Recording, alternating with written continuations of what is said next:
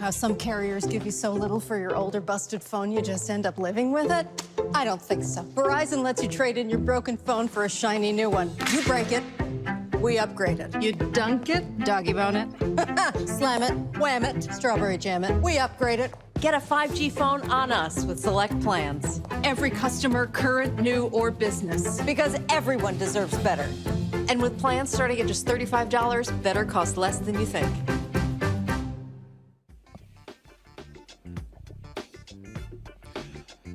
Hey, folks, today is Wednesday, November 17th, 2021. Coming up on Roland Martin Unfiltered, broadcasting live from Brunswick, Georgia on the Black Star Network.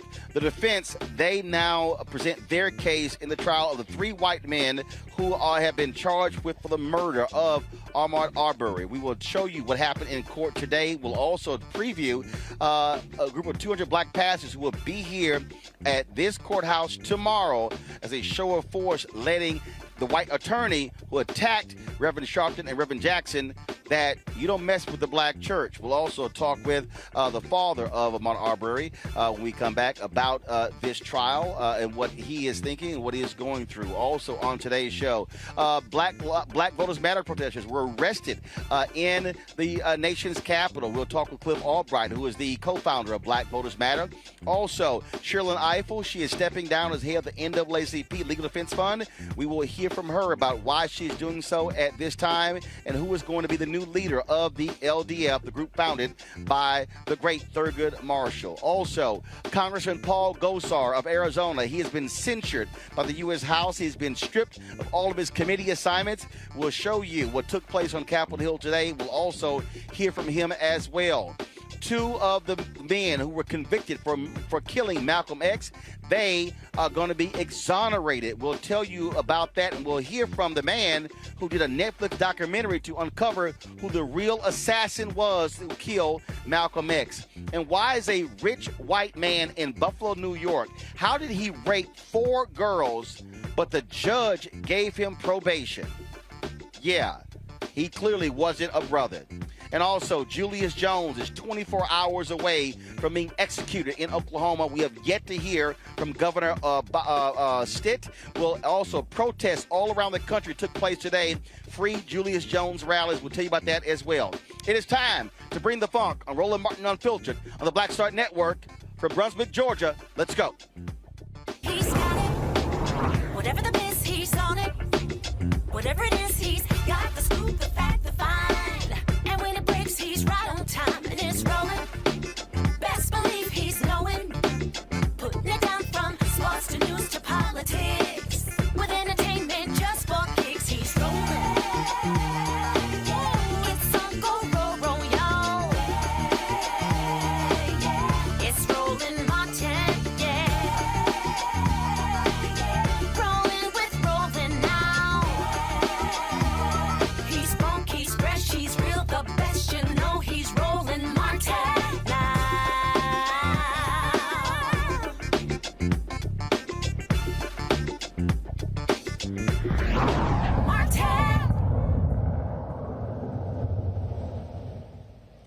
Folks, this is a live look of the Glenn County Courthouse. This is where the trial is taking place of the 3 white men who are on trial for the murder of Ahmaud Arbery. It has been quite emotional over the last week. Today, the defense, they actually took possession of this case. The prosecution rested on yesterday. And one of the men actually took the stand today to describe what took place on that day when Ahmaud Arbery was gunned down here in Georgia. Like I said, we are here in Brunswick, Georgia. Tomorrow, more than 200 black pastors will be here as a show of force, making it perfectly clear that attack on the black clergy and this family will not be tolerated. One of the white attorneys for one of the men on trial for killing Ahmaud Arbery, he was critical and demanded to the judge that black pastors not be allowed to sit with the family of Ahmaud Arbery. The judge rejected that, and so you're going to see a show of force tomorrow at 11 a.m. Eastern. We'll be broadcasting that live right here on Roland Martin Unfiltered and the Black Star Network. Before I play video of what took place in the courtroom today, I want to turn to the father of Ahmaud Arbery. who joins us right now. Sir, glad to have you here. Marcus Arbery Sr. had you on the show before. It's good to see you. Thank you. Hate to do so under these circumstances. Thank you. But I have to ask, to see what took place today, to hear Travis McMichael go on that stand and give his version. Many have said that he absolutely lied about what took place. What was going through your mind as you listened to him talk about what took place in taking the life of your son? Oh, God, that's the hardest thing I ever had to deal with in life. But I just seen that he just really crippled himself when he got up there because all his lies was not adding up. And we seen all this and Lord have mercy, he had time to think before he grabbed them guns and went out there, him and his dad, and gunned my boy down. They had time to think. One of the man who owned the home testified last week that nothing was stolen. And I talked to Reverend Jackson, and he said in talking with you and Ahmaud's mother that your son often would look at houses under construction and was studying those houses because he said he was going to build y'all a house one day. Yes, that was his dream. See, he was going to school to be a electrician, and he was getting ready to go back to school. His number one thing always was dream that he wanted to build me and his mama a house. See, his mama had a house he bought that wasn't never built, but he just wanted to build one. That was his dream. And he would go into houses under construction, and he would study the layout, and then would go back home and make drawings in the notes. Yes. That's what he was doing. That's what he was doing, yes. Because my boy, he didn't have to take nothing. He had that to do. And he didn't do that. So I already know what time was that. Because I'm going to tell you something, while he was studying his dream, me and his mama, his brother and sister, them were making sure he all right. He had everything he needs, so he didn't have to take nothing. So that's why I knew that was a lie. You've heard these attorneys say they need more Bubbas on the jury. You've heard them attack black pastors saying, why do they need to be sitting with the family? It is abundantly clear that the attorneys for these three white men, they are trying to play on race, because what they need is they need one of those white jurors to say not guilty. That's right. Wow, Roland Martin, you just said the number one question. You know, they're just trying to act like race don't play a part in it. It does. You can see it every day. It's showing you. You know, and it's just bad. It's hard for African-American people to get justice when a white man wrong. They think it's all right to just kill us, and the system don't work for African-American people. You know, they want to think it's two laws, one for white America and one for African-America. But that's a lie. It's one law. Everybody's supposed to be treated equally. And the law's supposed to treat everybody equal. Now, if you done wrong, you got to be accountable. I don't care what color you are. For people out there watching, listening, who some have not been following this story, who was Ahmaud Arbery? Oh, God. He was just me and his mama baby. He was the baby out of the three children of mine. And I tell you one thing, he acted like he was the oldest because he was the leader to us. He always wanted us just to love each other and get along. I tell you, I can tell you so much stories about him, it'll break your heart. Some stuff that he was doing to help people that I didn't know he was doing. But I knew his heart was in the right place. You got many people came up to me and told me, say, when they was going through something, Ahmaud always lift them up. And he always lifted his sister and brothers up, all his kin people. It just, I just can't understand why would you kill a young man like that with a heart like that when you all you had to do is talk to him. you can't talk to him balancing a gun. You balance a gun to him. Who gonna talk to you when you balance a 12-gauge shotgun and a 357 Magnum? And you got a 5,000-pound truck trying to run him over. So who gonna talk to you like that? God, it just, oh God, I just can't understand this. It's just trying to take us back to Emmanuel Till. You know, it's the same thing going on, but they're just trying to do it in a different modern way. You know, my boy was lynched by these 3 white men. And the evidence shows you that every day. You can look at what's going on. You look at the trial. Pay attention to the trial. Yeah, white man's doing crime in that neighborhood. They didn't never call the law on them. They didn't ever draw no gun on them. They didn't ever pursue them. So look at the evidence in this. Race does play a part in my son losing his life. And when you hear people say, y'all focusing on race too much, the real issue in America is not race, it's class. It's a lie. We can't keep hiding the truth. You cannot keep hiding. These guys killed my boy and they were left out here 72 days. It really tried to cover his death up. Yeah, it wasn't. If it was not for the public outcry, I mean, you have these DAs who are going to let these guys just go on. Yes. Go home and get rid of evidence.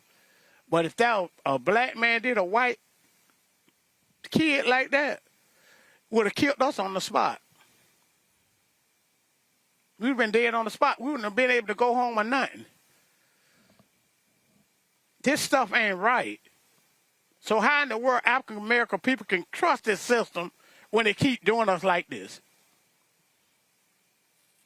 Well, the defense will continue tomorrow. It is going to be a significant show of force tomorrow as well. And so we will be here broadcasting that. It was important for us to be here and to be able to tell this story as well. So we've had you on the show before. We appreciate you stopping by again. It's not easy at all, but we certainly appreciate it. Thank you, Roland. I appreciate it. Thank you very Thanks much. a lot, my brother. Thanks. I like you because you keep it real. You tell the truth what's going on for real. That's why we're here. Yes, sir. Yes, sir. I appreciate it. God bless you, man. Yes, sir. Thank you very much. Right. Thank you. Folks, we're going to, first of all, if we have the video from today's court proceedings, go ahead and play some of what took place today. Go ahead and play what took place today in the courtroom. A bit that having that just happen, just catching him creeping through that front yard and obviously trying to avoid detection and then doing what he did there and then going into that house and then walking around in there like it's no big deal was alarming. Alarming why? Because I wouldn't think anyone acting normal would do that, and somebody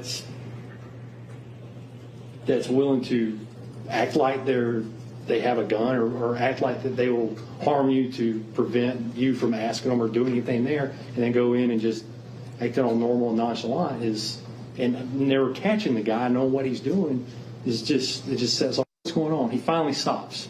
Okay. Great. I want to talk to you. I want to know what's going on. Mm-hmm. Okay. Okay, go ahead. So we finally stopped, asked what's going on.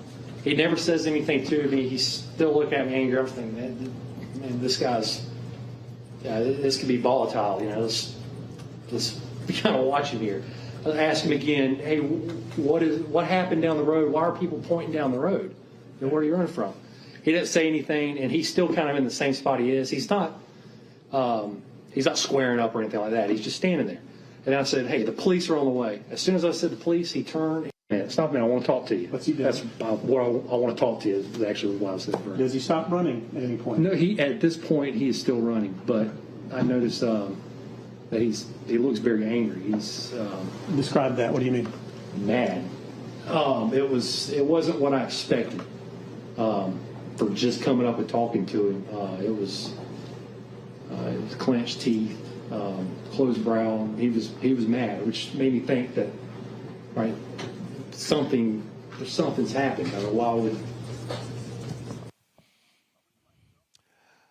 Again, folks, 3 white men on trial here in Brunswick, Georgia, Glenn County, for the death of Ahmaud Arbery. We will be here tomorrow as well, as I said, covering the events taking place. The Transforming Justice Coalition, they've been on the ground here from day one, bringing attention to this case as well. And so we'll be chatting with them a little bit later in the show. I'm going to go to a quick break. We come back. We're going to talk with Cliff Albright, the co-founder of Black Voters Matter, about the protests and the arrest that took place today in the nation's capital, dealing with the issue of voting rights. That is next on Roland Martin Unfiltered, broadcasting live from Brunswick, Georgia on the Black Star Network. Back in a moment.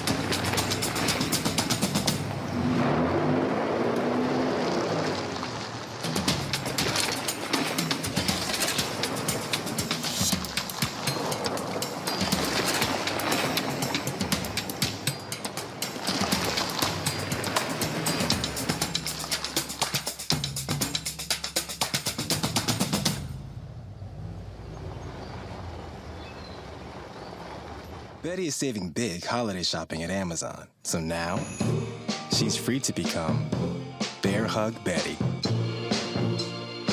Settle in, kids. You'll be there a while. Ooh, where you going?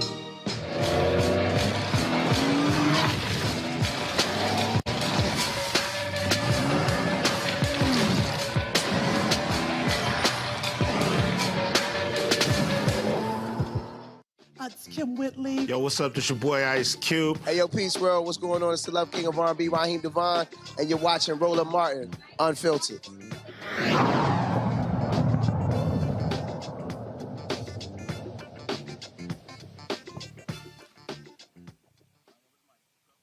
Today, in the nation's capital, a number of people were arrested in front of the White House protesting voting rights, trying to demand the White House take more action to get the For the People Act and the John Lewis Voting Act passed. Joining us right now is Cliff Albright, co-founder of Black Voters Matter. Cliff, always glad to have you on the show. Always glad to be here, Roland. Thank you. Well, if I wasn't here in Brunswick, Georgia, we would have been out there, of course, covering you guys today. Today's event is about keeping the pressure, keeping the attention on this very issue. We've seen these acts of civil disobedience take place relentlessly over the last several months. And so is it going to be a ratcheting up of the pressure on the Senate to do more? Because Republicans, they're passing these gerrymandered districts that are going to guarantee their power. They're diminishing black power, diminishing Latino power. And so what they are doing, they are trying to guarantee and cement white power in many of these states. Yeah, you're exactly right. You know, we're seeing it happening already. Of course, you know well what's been going on with Texas and their redistricting. You know, we're seeing it in North Carolina, where they've created some gerrymandered, racially gerrymandered districts. We're seeing it in Georgia right now, where they're doing the same thing. And so this notion that you know, voting rights legislation, which again is not just about voting access, that's important, that's near and dear to our hearts, but it's also about redistricting and gerrymandering and making sure that we don't have black and brown folks, even as our numbers are going up in the census, that we're losing electoral power in many of these states. And so, yes, we've got to ramp this up. We can't wait. This notion that we can wait until January, until after the holidays and get the voting rights, or even that we could wait until they deal with all these other issues and deal with the debt increase. It's got to happen now, because once these maps are drawn and once boards of elections start preparing ballots for upcoming elections, you can't undo that. Most courts won't even undo it, even if it's found that it shouldn't have been done, because the process is already in place. Time is ticking. It's got to be urgent. We've got to ramp it up. That's what we've been doing with these White House demonstrations, along with Black Voters Matter, League of Women's Voters, People for the American Way, and we're going to continue to do so all throughout the rest of this winter, demanding that they don't go on a recess until they pass voting rights. And one of the things that you and LaTosha Brown have constantly said is you cannot out-organize and out-mobilize the gerrymandering going on, because what they are doing is trying to guarantee that they are going to win seats. And so even if you turn people out, it's still not going to matter, because they're going to ensure that they win.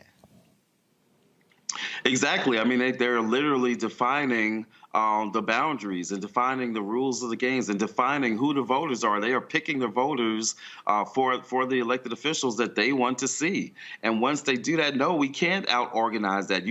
We simply won't have the numbers, because we have been split up in such a way, sometimes with lines coming right down the street or cutting through neighborhoods in all kinds of crazy ways, in a way where our voting power has been diluted. You cannot out-organize that, not to mention that once you got the gerrymandering impact, even if you somehow deal with that in terms of organizing and mobilization, you've still got features in some of these bills where they can come in and overturn elections. That's the election subversion part of much of this voters' pressure that we're seeing across the country. You cannot out-organize that. It has got to be dealt with through legislation. It's going to have to ultimately be dealt with through the courts. That raises a whole other issue, because we got to deal with the nature of the Supreme Court. But at the end of the day, this is not as simple as what the White House is thinking, that Black folks are just going to come out and once again, play the role of superheroes and magical Negroes and come out and save the country. That's not going to happen. It's not fair for them to even think that that's going to happen. That's not a burden that we're going to take, especially after we did that in 20 and then came back in January 21 in Georgia and did that. The reason we did that was to give folks power so that they can make sure we're not in this situation. You cannot fail us and then come back to us to save you because you failed to pass the legislation. That's not happening.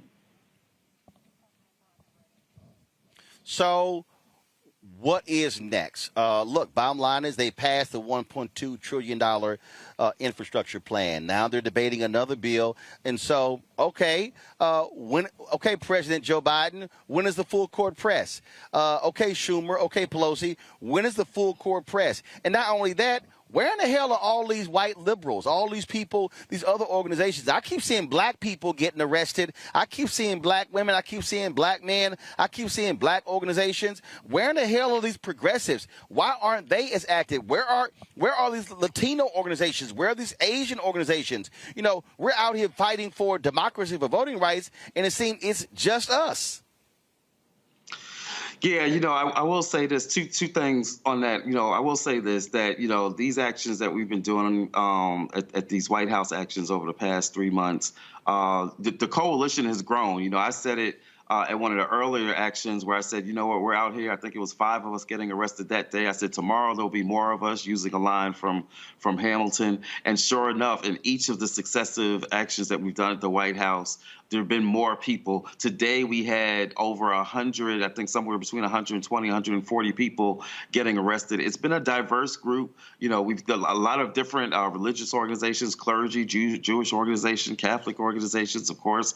On the Black church tradition has been out here, and a lot of organizations have been a part. But to your point, it's not enough, right? We haven't seen enough of that. Many of the groups that you called out, we haven't seen enough of that. Like you said, we haven't seen enough of the Asian American groups. We've seen labor out here, but we haven't seen enough of it. And so we do need more people. Yes, we know there's a lot going on with infrastructure and Build Back Better, and that fight is important. But we need more people coming out and leaning into this voting rights battle. Here's the good news, though, Roland. I'm going to say this real quick. The good news is this. it's working, right? What we're doing is working. The pressure is working. A few months ago, Joe Manchin was saying, he wrote an op-ed, I'll never support the For the People Act. Now there's a piece of legislation out there that essentially has his fingerprints on it. Still to see whether or not he's going to go as far as ending the or modifying the filibuster to make it happen. But we're not where we were 4 months ago, right? Joe Biden, who went into a town hall and said you can't mess with the filibuster because it'll cause chaos, is now saying that he's down for some type of filibuster reform. And there's been some motion, even on a couple of senators like Carper from Delaware, who of some of those folks that were on the fence, who are now saying that they will support it. We believe more of them will come out and say if Biden does more than just say, oh, you know, I could go for it, to saying, look, y'all, I demand this. If he comes to Congress the way that he did for infrastructure and knocks on some doors and speaks to folks in private meetings with the senators and said, I'm not just willing to do filibuster reform, I am asking, I am pleading, I am demanding that you, Democratic caucus, do filibuster reform, more of them will come out and be more vocal about it. That's why we're at the White House making this demand. And that's why I've just had the fourth time of getting arrested over the past 4 months. But it's working, and we're going to keep it up. And we believe that we've just got a little bit further to go. Just got to push a little more harder, and we're going to be where we need to be, and we'll have the voting rights. Not because they wanted to, but because movement pushed them to and forced them to. It shouldn't take that much work, but we're here to get it done. Cliff Albright, co-founder of Black Voters Matter. We surely appreciate it. Thanks a lot. Thank you. I'll see you in Brunswick tomorrow. Yes, sir. I appreciate it. Thanks a lot. Folks, speaking of pushing to folks to get things done, that is what is happening in Oklahoma, where Julius Jones could be executed in 24 hours unless the governor of Oklahoma steps in and ends this. His pardon and paroles board has already voted twice, 3-1, to call for him to get clemency for him to be removed off of death row, but he is not acted. Joining us right now is Pastor Mike McBride, the director of the OKC Live Free campaign for Julius Jones. In a few minutes, candlelight vigil is going to start. We are down to the wire. Look, the governor said, hey, needs to be a hearing. That was a hearing. They voted. We saw what happened there, yet still he's taking no action. Has he given any indication to you or the family why he's drawing this out to the last hours? The governor has irresponsibly fallen silent. He has swallowed his tongue. He has not fulfilled the honorable discharge of his office. He has not met with the family. We are hearing from staffers and others close to the Attorney General that they are pushing the governor to execute Julius Jones, even though, as you stated, the pardon and parole board has twice, 3-1, recommended clemency. So we're very troubled by the governor's silence, and we're calling on him to come out literally tonight and extend clemency, follow the advice of his own board. We're going to be holding vigil tonight to demand that response. When is the last time you and others talked with Julius? How are his spirits? How is he feeling? Clearly, he has to be anxious because he's getting closer and closer to this execution date. Earlier today, we literally drove 2.5 hours to have, without the governor's intervention, this may have been the last time the mother, the daughter, the brother, and the father had a face-to-face in-person visit with Julius Jones. Understandably, Julius is anxious, but not just Julius, the whole family. We are all in a terrible, painful waiting game. The governor has multiple times said that he would follow the guidance of his parole and pardon board. He has not done so. He's given us false deadlines. Here we are 24 hours before the execution of Julius Jones, and he is claiming he's praying. It is clear to me this governor is not praying. He is stalling.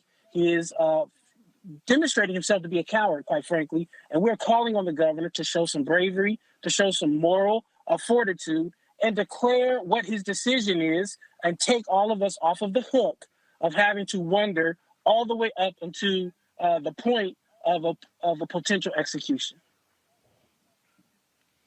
And again, as I said, there were rallies taking place today in Oklahoma City, Oklahoma, Los Angeles, California, Washington, D.C., Newark, New Jersey, St. Paul, Minnesota. And so this Free Julius Jones effort has really broadened over the past several months. Yes, and it's worth saying there are now countries all across the world who are weighing in. We've had Denmark, Italy, Slovakia, Belgium, countries that are sending international human rights violation letters to the United States government, compelling them to intervene. This case has become national in scope. We shared that with Julius. Certainly he's humbled by that reach, but is still wondering why is it that the governor refuses to meet with his family? Why is it that the governor refuses to extend to him, a citizen of Oklahoma, the justice that he deserves? And so we are indeed continuing to call out. We will have a vigil in a few moments. There may be those who will risk arrest to continue to raise the moral outrage of a governor who is derelict in his duties, to literally follow the process that he put in place with his own appointed board members. The governor must keep his word. The evidence shows that there is so much doubt in this case. Scripture says God has no pleasure. The scripture says God has no pleasure in the death of anyone. The governor is praying to this God. He says that he ought not have the cowardice that he is showing.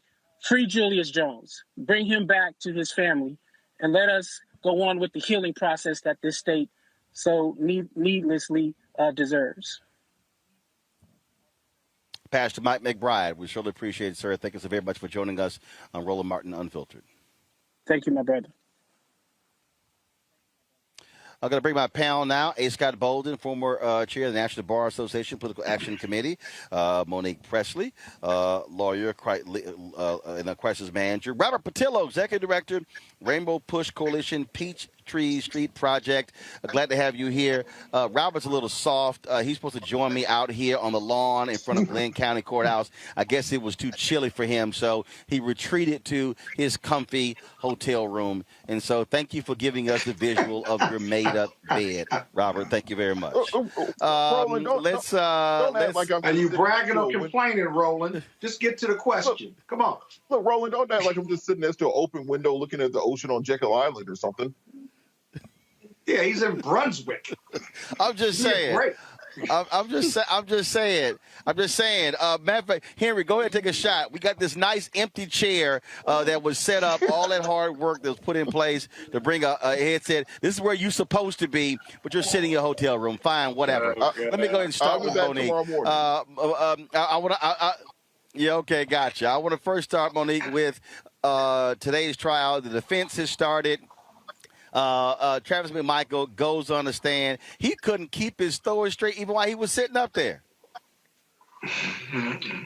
No, he couldn't keep his story straight. But even if you listen to the clip that you played, every single thing he said is like racial profiling 101, 201, 301.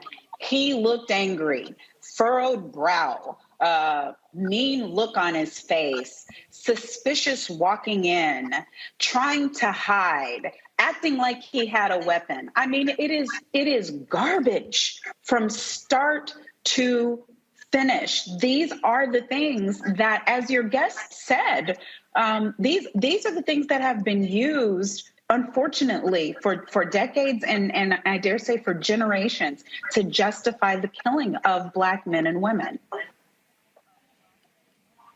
They clearly, Robert, are hoping, can they appeal to the Bubba in one of these jurors to keep these three from getting the death penalty? Look, one of the things I think are going to come, we're going to have to look at after this case is over is, one, why this case was not removed to a different jurisdiction. Because when you have something as racially charged as this and that has this much local attention, you usually want to move it to a different part of the state so you can avoid those local prejudices. Also, we have to look at this jury composition. To most of us listening to that testimony, it sounds like an open and shut case, which would be, warming up the electric chair already. But in reality, you have 11 white women on the jury. You have 2 people who who are former law enforcement officers. One of the individuals accused in this case is a former law enforcement officer. You have one person who's a former military officer. One of the Mr. McMichael talked about his military service in the Coast Guard on the stand today. You have somebody who's a 911 operator. Part of this case deals with a 911 call. So the fact that you have a jury composition of that nature kind of gives you the idea why they're so brazen on the stand, why they are putting this information out there, because in any other jurisdiction and any other jury composition, you would never put McMichael on the stand to say some of the crazy things he said today, because as Monique said, he was literally describing racially profiling, hunting down and killing somebody, and they used that as their defense. And don't forget, Scott, you had these white DAs here, one after the other, who refused to actually investigate this case. And it was only the public pressure that led to the Georgia Bureau of Investigation taking over this case. Yeah, you're absolutely right. I mean, 60 days before these people were investigated and charged, the DAs walked away from it. They had conflicts, and they still made their decision. This is a sad case. And I want your listening audience to really appreciate how sad this case is. I listened to Ahmaud Arbery's father, and then you juxtapose that with the testimony of one of the defendants. The only reason he's on the stand is because they think they need his testimony and the jury to hear his testimony, because normally that doesn't happen. And Monique is right. This is just racial profiling 1, 2, 3, 4, 5. But then what isn't he saying? He's got a shotgun. He's chasing Arbery. He's in a pickup truck, right? And he's got another gun with 2 other people, and they corner him, according to them, like a rat, if you will. And they use the N-word.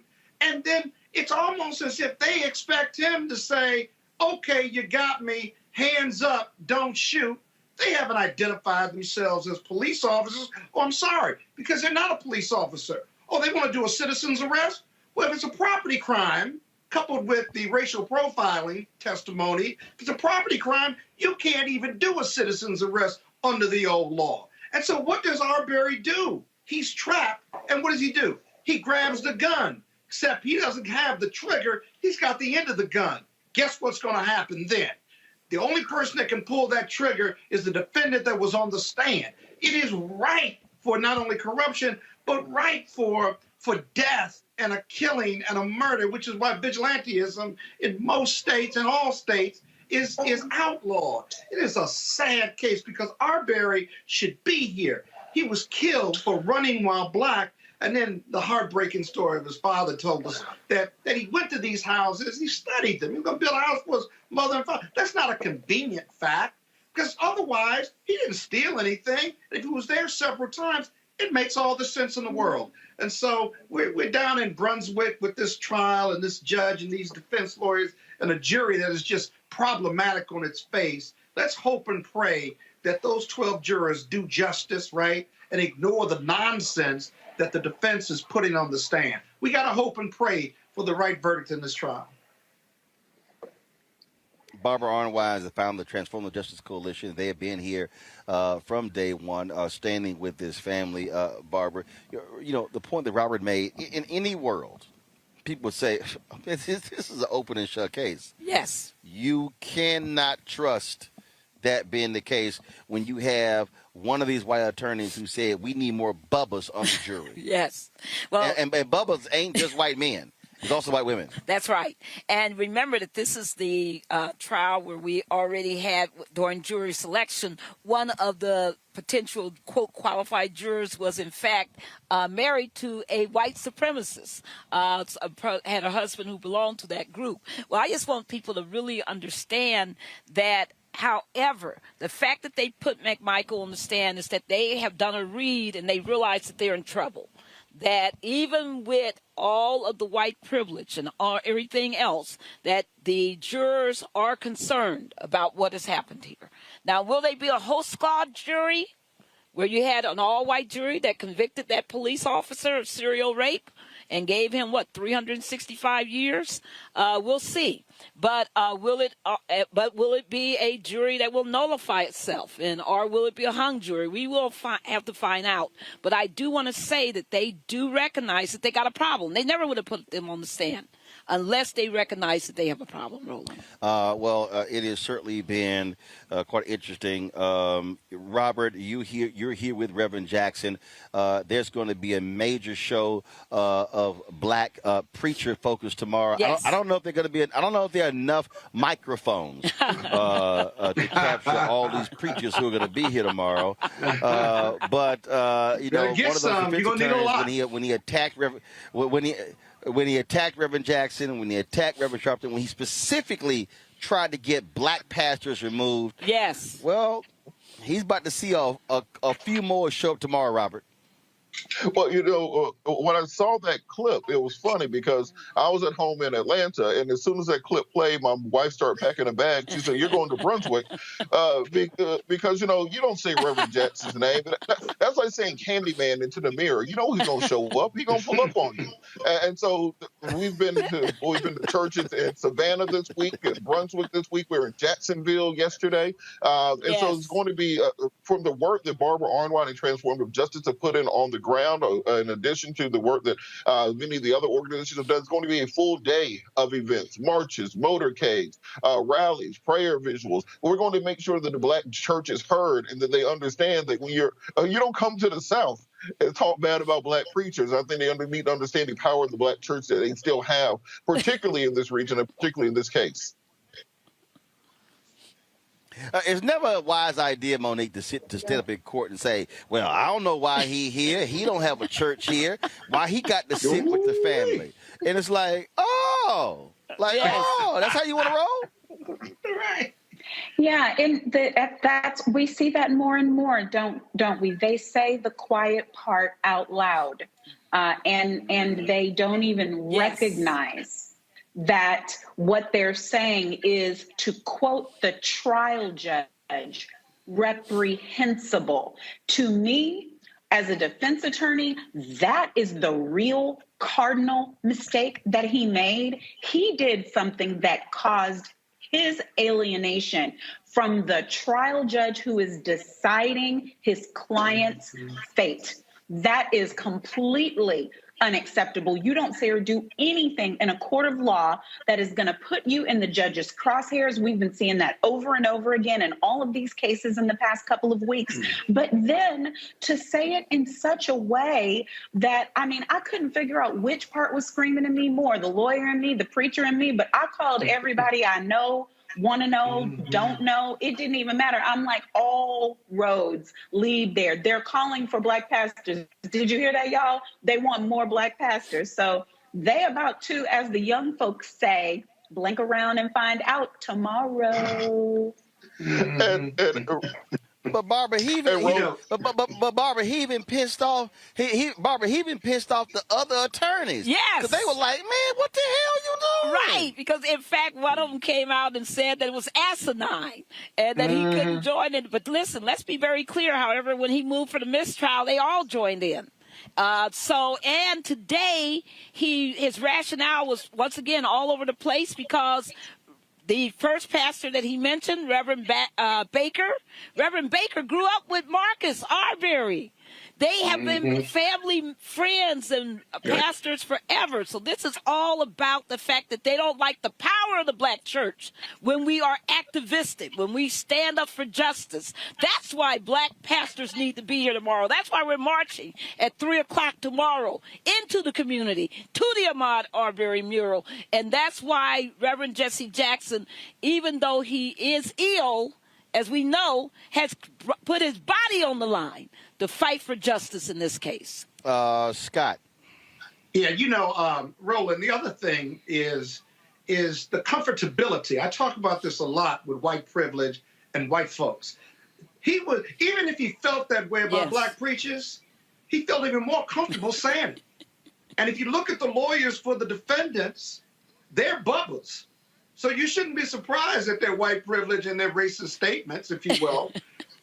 They're bubbas too. You can have lawyers that are bubbas in Brunswick, Georgia.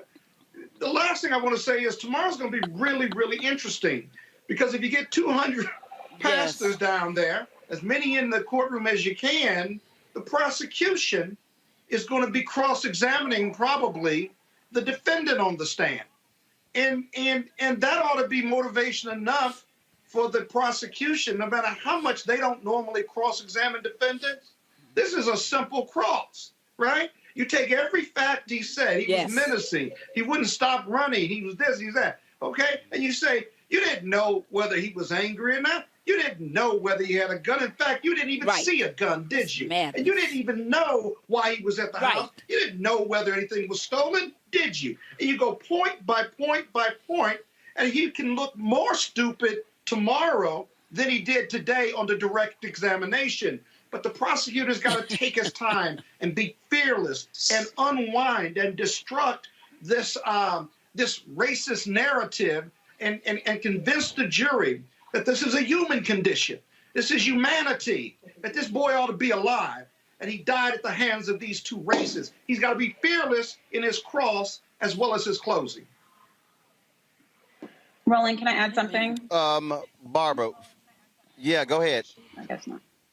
No, I wanted to say that these pastors aren't coming for show, they're coming to pray. And prayer changes things. And so the people who are watching, can join. If you can't be in Brunswick, you don't have to be. You can pray online. You can pray as you watch. And this is the history of the role of the Black pastor in the civil rights movement, in the fight for justice, in the fight for criminal justice, in the fight for reform. There have always been Black pastors, not just Dr. King, but scores and scores of them standing, putting their bodies on the line, as my elder sister Barbara just said, for the sake of justice. And that is what is happening tomorrow. People need to understand that this is not a play. This is not a game. This is not a show. That is not why Reverend Sharpton was there. That is not why Reverend Jackson was there. That's not why Pastor Mark Baker, whose church is under the leadership of Bishop Jakes, that's not why any of us, and you better believe it's about to be a world praying. So perhaps the defense is going to get its worst nightmare, not just in that they embarrassed themselves, not just that they called us out, but they called on us to call on the one who's got the power, and that's God. And so I would invite everyone to join and support in this movement, this necessary action tomorrow, starting at 11 a.m., I believe it is. But whatever the time says on everything, join it. Barbara, last question. First of all, okay, so I didn't know about the 3. I didn't know about the 3 p.m. thing tomorrow. So So what is happening tomorrow? Because we're here, so we need to properly plan for it. Yes. Okay, so 11 a.m. There's going to be the rally. Okay, which is happening here at the Glenn County Courthouse.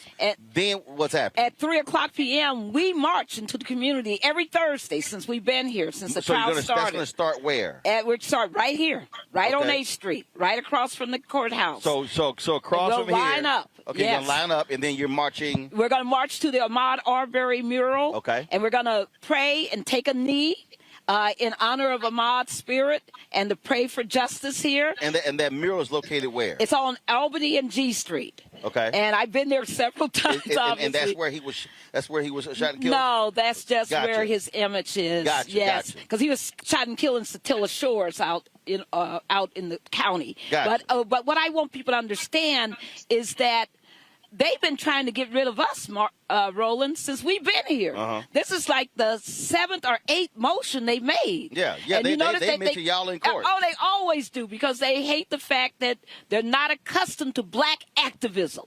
You got to understand, there's only 4 employers in this city, and they tell people, you better not.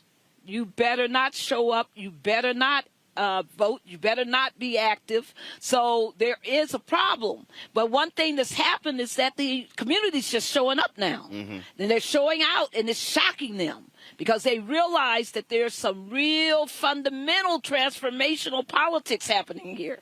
So there's going to be a difference in Glenn County. There's going to be a difference in Brunswick. Okay. Because Black folks are waking up, and not only that, they are showing up. and they will continue this fight beyond this case. So I am, grateful to everybody. Do come, be part of this. Black pastors, you got a voice to be heard. Let's inspire this community. Let's keep this movement for justice going. All right, then. Barbara Arnwine, Transformative Justice Coalition. We certainly appreciate it. Thanks a lot. Thank you for having me. All right, folks. Got to go to a break. We come back. We're going to talk with our panel about freeing Julius Jones. We're going to talk about the two men who are being exonerated for killing Malcolm X. Y'all, we got so much more to talk about. It's a jam-packed show. And then I know our legal panel cannot wait to talk about this rich white boy in New York who raped 4 girls. And the judge said he prayed on it and gave him probation, no jail time. Folks, that is next. All of that on Roland Martin Unfiltered, broadcasted live from Brunswick, Georgia, on the Black Star Network.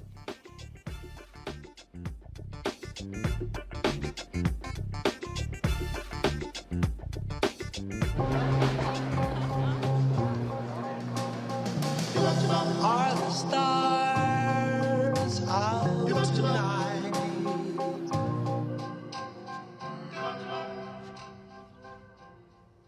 Alexa, play our favorite song again. Okay.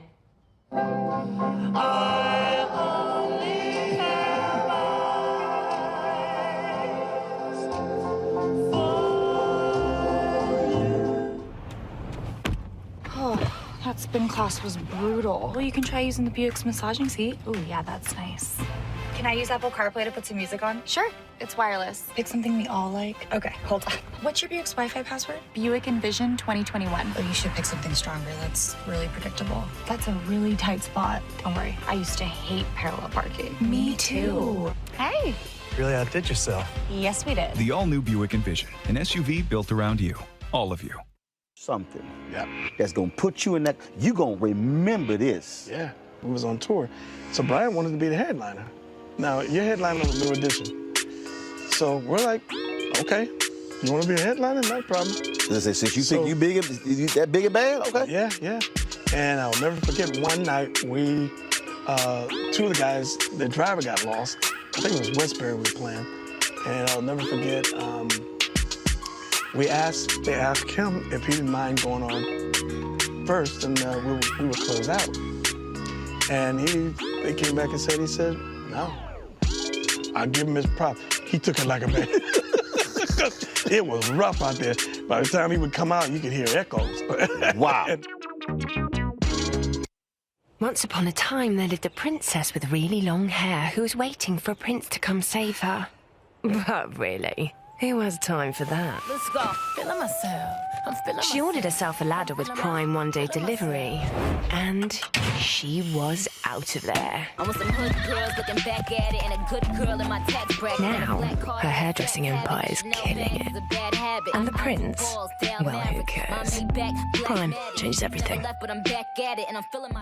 What's up, y'all? I'm Will Packer. Hello, I'm Bishop TDJ. What up, Lana Well, and you are watching Roland Martin Unfiltered.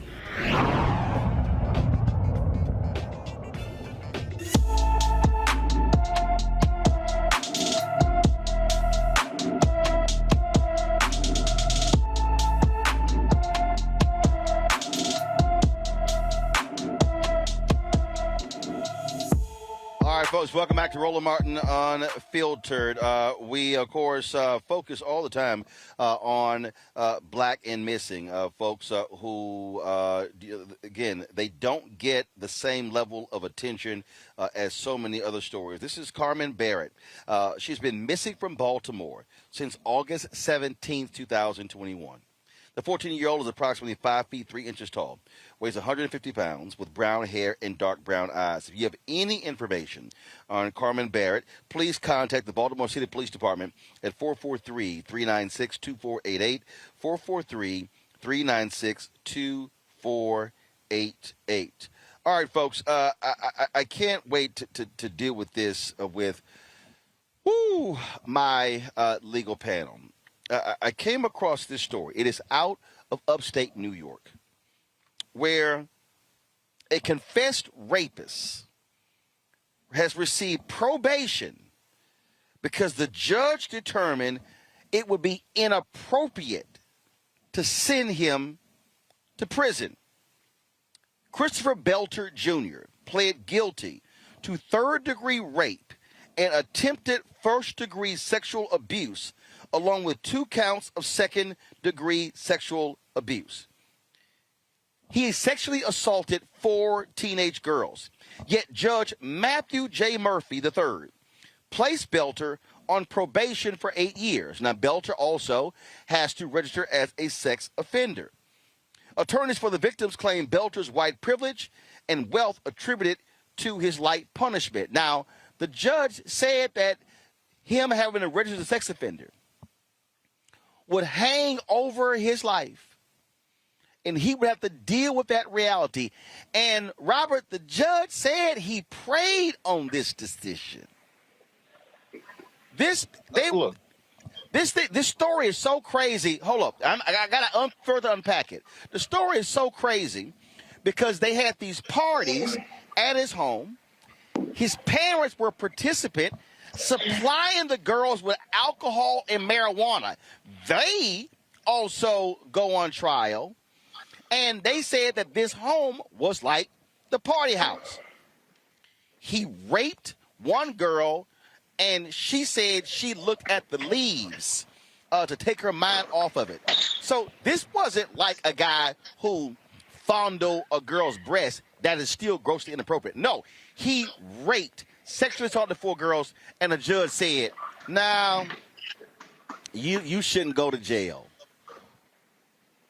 I think people forget just the sheer power that state and superior court judges have in this country. And my new push is to get more black lawyers to run for judge. It's a thankless job. You spend a lot of time calling the calendar most days, usually not exciting, but we're going to have to get on these benches across the country. We got to start running for judge. We have to start running for DA. We have to start running for Solicitor General, because the only way that we make changes in the system is to become the system itself. And so I think that's going to have to be the push going forward, because the amount of leeway that many times judges have in deciding cases and deciding sentencing, even when there's an agreement between the defense counsel and the prosecution, the judge always has the option to divert from that agreement and issue whatever verdict or whatever sentence they feel, and you can either take it or leave it. So it's very important for us to really get into the arena and become those judges, become those prosecutors up and down the line across the country, because we're going to continue to see these misuses of justice as long as we're on the outside looking in. This is, I remember the case, Monique, out of California, where it was a Stanford student who sexually assaulted a young lady, and the judge did not send him to jail. This is even more egregious. This were 4 underage girls who he raped, and the judge goes, yeah, it'd be inappropriate for him to go to jail.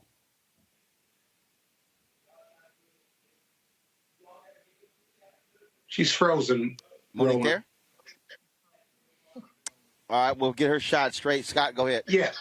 Yeah, but it's even worse than what you gave us, Roland. As I researched this case, these were more than one incident. There were an incident with 2 young women when he was underage. And he got probation, I think, on the first 2, and that if he completed probation, he would get youth offender treatment, which is even more egregious, because then, as a juvenile, it won't be on his record, if you will. Then you had the second 2, right? And because he had completed the first probationary period where he'd get youth offender treatment, like he would in most jurisdictions, now that's the basis, arguably, why the judge said, well, he completed the first set of probation, and he's continued to have contrition, and he hasn't gotten any more trouble before, and so I'm going to give him 8 years of probation, and that won't be easy. Are you kidding me?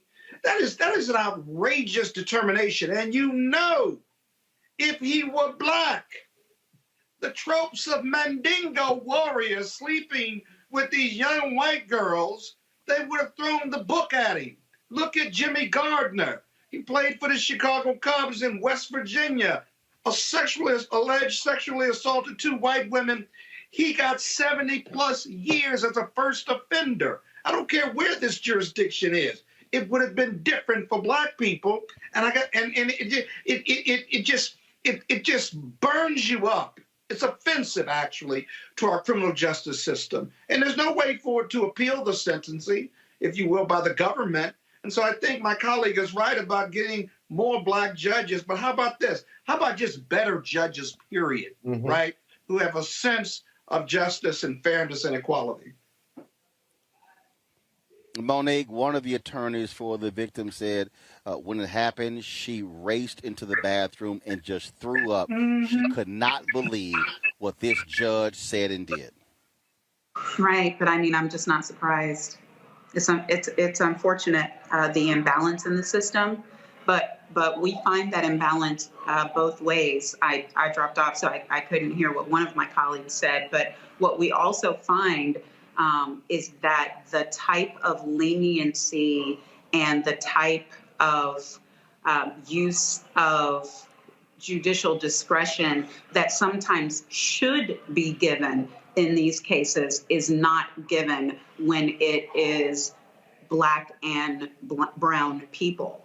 So you have people who are charged as adults for sexual misconduct, for rape or for sexual assault, for things that happened when they were teens, for things that happened that were arguably consensual, and there is no equitable remedy offered. There is nothing offered, and they end up serving jail time. So it goes both ways. And I didn't study all of the particulars of this case to know whether any leniency was required, but it is not as simple to me as whatever gets done to the black people should get done to the white people. What really it is sometimes what is happening for the white people should also be happening for black and brown people.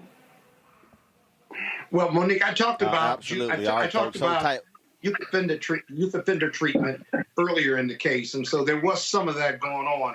But it's still an outrageous decision. These 4 young white women, they could be white, red, white, blue, or yellow. They were raped, which is a crime of power and punishment and violence. There's no way you can escape punishment when you do that to a male or female, black, white, yellow, or brown. You got to suffer. And you can rehab all you want, but you can't engage in that deviant behavior and escape jail. Are you kidding me?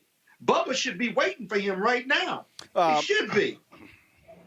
To that point about not being able to appeal the sentence, you know what? This is one of those things where you go after and you get that judge off the bench. This is just absolutely. Beyond egregious. Absolutely. This judge should never, ever determine another case after this ruling. Simple as that. Simple as that. Folks, hold tight 1 second. I got to go to break. When we come back, we'll discuss a couple of cases out of North Carolina. One, the family of a black man shot and killed by cops is suing in federal court, and the governor of North Carolina pardons a brother who spent more than 20 years in prison for a crime he did not commit. How much is he going to get from the state? I'll tell you. That's next. Also, we'll discuss the 2 black men who are being exonerated officially tomorrow for the murder of Malcolm X. And we'll talk with a brother who did a Netflix documentary about this case where he discovered through his research who the real killer was. All of that next. Roland Martin Unfiltered, broadcasted live from Brunswick, Georgia on the Black Star Network. Back in a moment.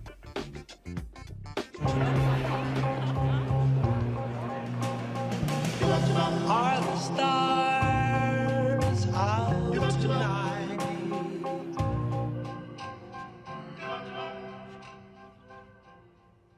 Alexa, play our favorite song again. Okay.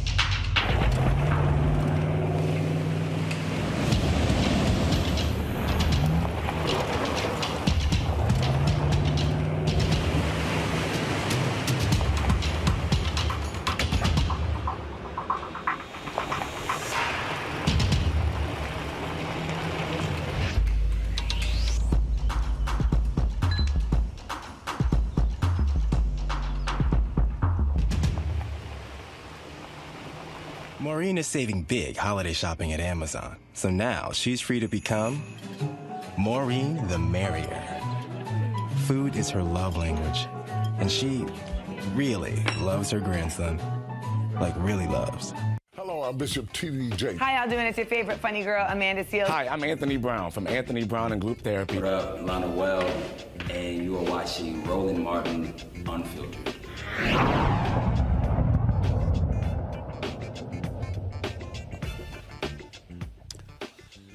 Folks, the family of Andrew Brown Jr., the man, of course, killed by North Carolina deputy in April, they are amending their civil lawsuit, claiming one of the deputies altered his gun before turning it into investigators.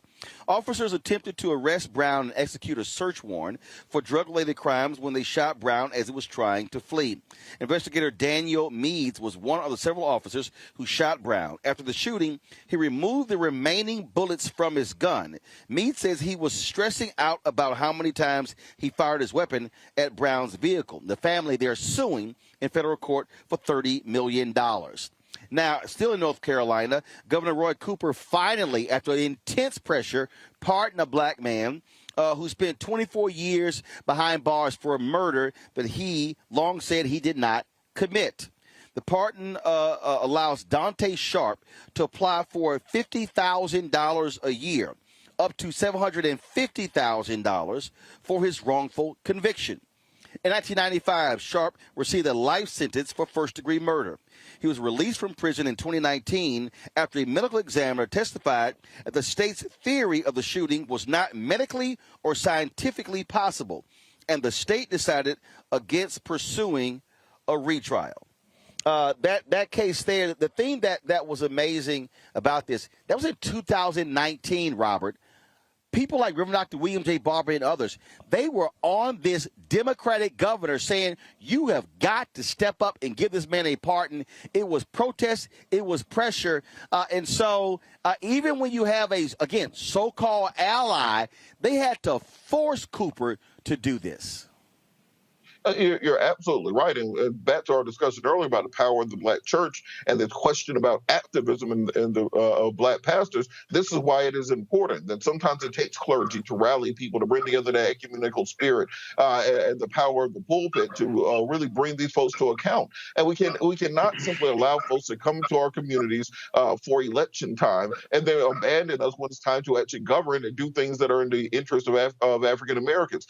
For every case like this, there are hundreds, if not thousands, around the country where young men are sitting and rotting away in prison cells for crimes they never committed, but simply did not have the resources or the ability to fight at the time. And I think that's part of the reason we have to make criminal justice reform central to any legislative package or deals that we're making in Washington, D.C., because we've been seeing this for as long as we've been in this country. And unless we're willing to stand up and fight against it now, when we finally have the type of political cachet needed, we cannot let this opportunity go to waste. Monique? What he said. I don't know. These cases are all, frankly, running together.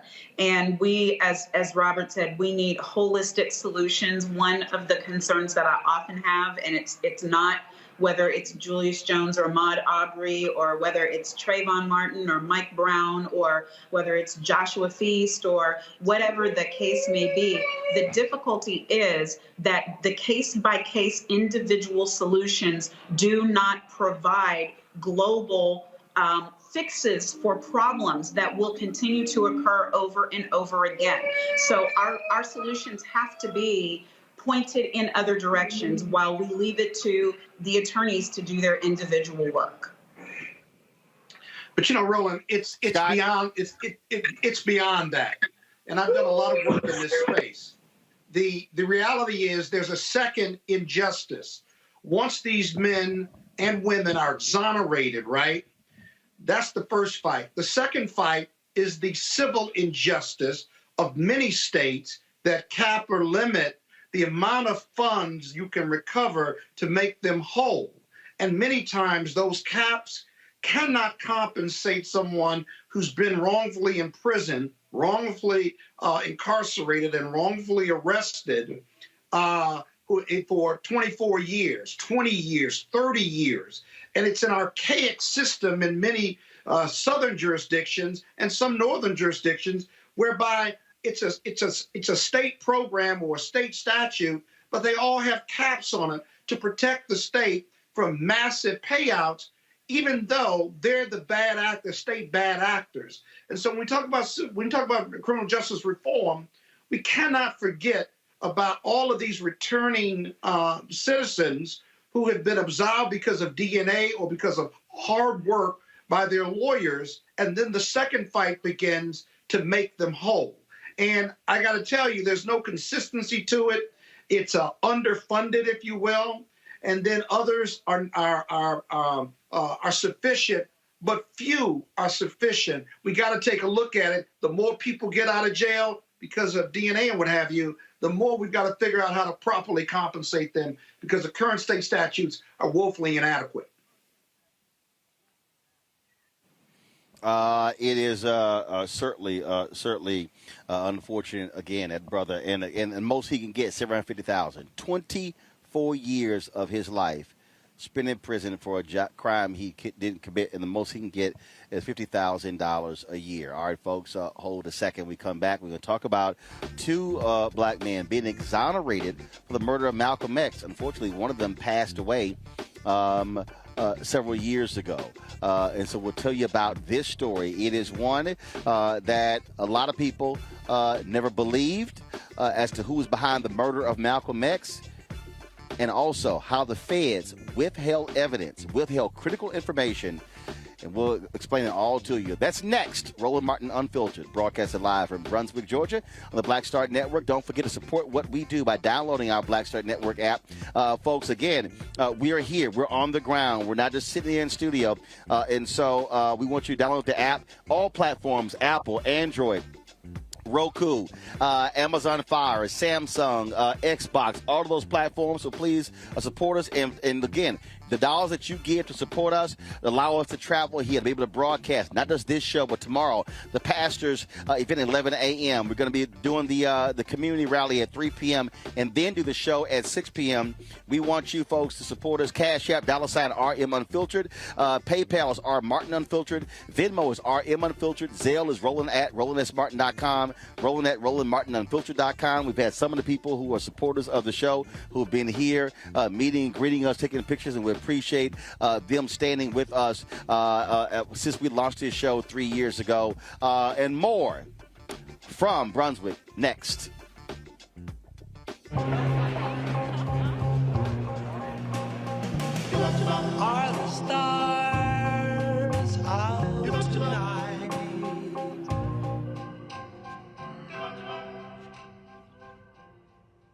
Alexa, play our favorite song again.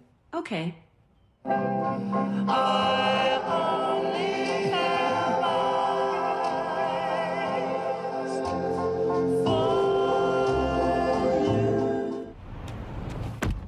Oh, that spin class was brutal. Well, you can try using the Buick's massaging seat. Ooh, yeah, that's nice. Can I use Apple CarPlay to put some music on? Sure, it's wireless. Pick something we all like. Okay, hold on. What's your Buick's Wi-Fi password? Buick Envision 2021. Oh, you should pick something stronger. That's really predictable. That's a really tight spot. Don't worry, I used to hate parallel parking. Me too. Hey. Really outdid yourself. Yes, we did. The all-new Buick Envision, an SUV built around you. All of it. Once upon a time, there lived a princess with really long hair who was waiting for a prince to come save her. But really, who has time for that? Let's go. Feeling myself. I'm feeling She ordered herself a ladder with Prime one-day delivery, and she was out of there. I want some hood girls looking back at it, and a good girl in my tax bracket. Now, her hairdressing empire is killing it. And the prince, well, who cares? Prime changed everything. I'm Chrisette Michelle. Hi, I'm Chaley Rose, and you're watching Roland Martin Unfiltered.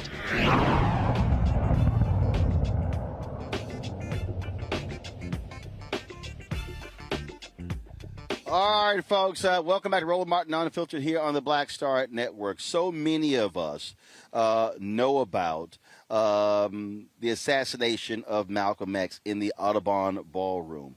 And since that took place in 1965, many have said that the individuals who were arrested, who were charged, who were convicted, who went to prison, were not responsible for that crime. Well, Manhattan DA Cyrus Vance is absolutely agreeing with that. And on tomorrow, they will formally be exonerated as a result of what took place. It is an absolutely shocking and stunning development when you think about what took place. And that is the Manhattan DA, along with defense lawyers and the Innocence Project, they are going to ask a court to dismiss the convictions of 83-year-old Muhammad Aziz and the late Khalil Islam. The New York Times, they're reporting that evidence was withheld during the trial of these individuals. They say that the FBI and others had information that pointed to someone else being the trigger man. These individuals actually had alibis that were legitimate alibis at the time of the shooting. Witnesses testified of the person who they saw shoot Malcolm X, not even matching the description of these two as well. So much conflicting information, and this has been discussed for a number of years. But it was last year when the documentary dropped on Netflix. Well, one brother was so focused on finding out the truth, who killed Malcolm X, and his work also was critically important in terms of shedding light on this case as well. And he joins us right now. Let me bring in Abdul Rahman Muhammad. Brother, glad to have you here. How you doing? It's my pleasure, Roland. Thank you.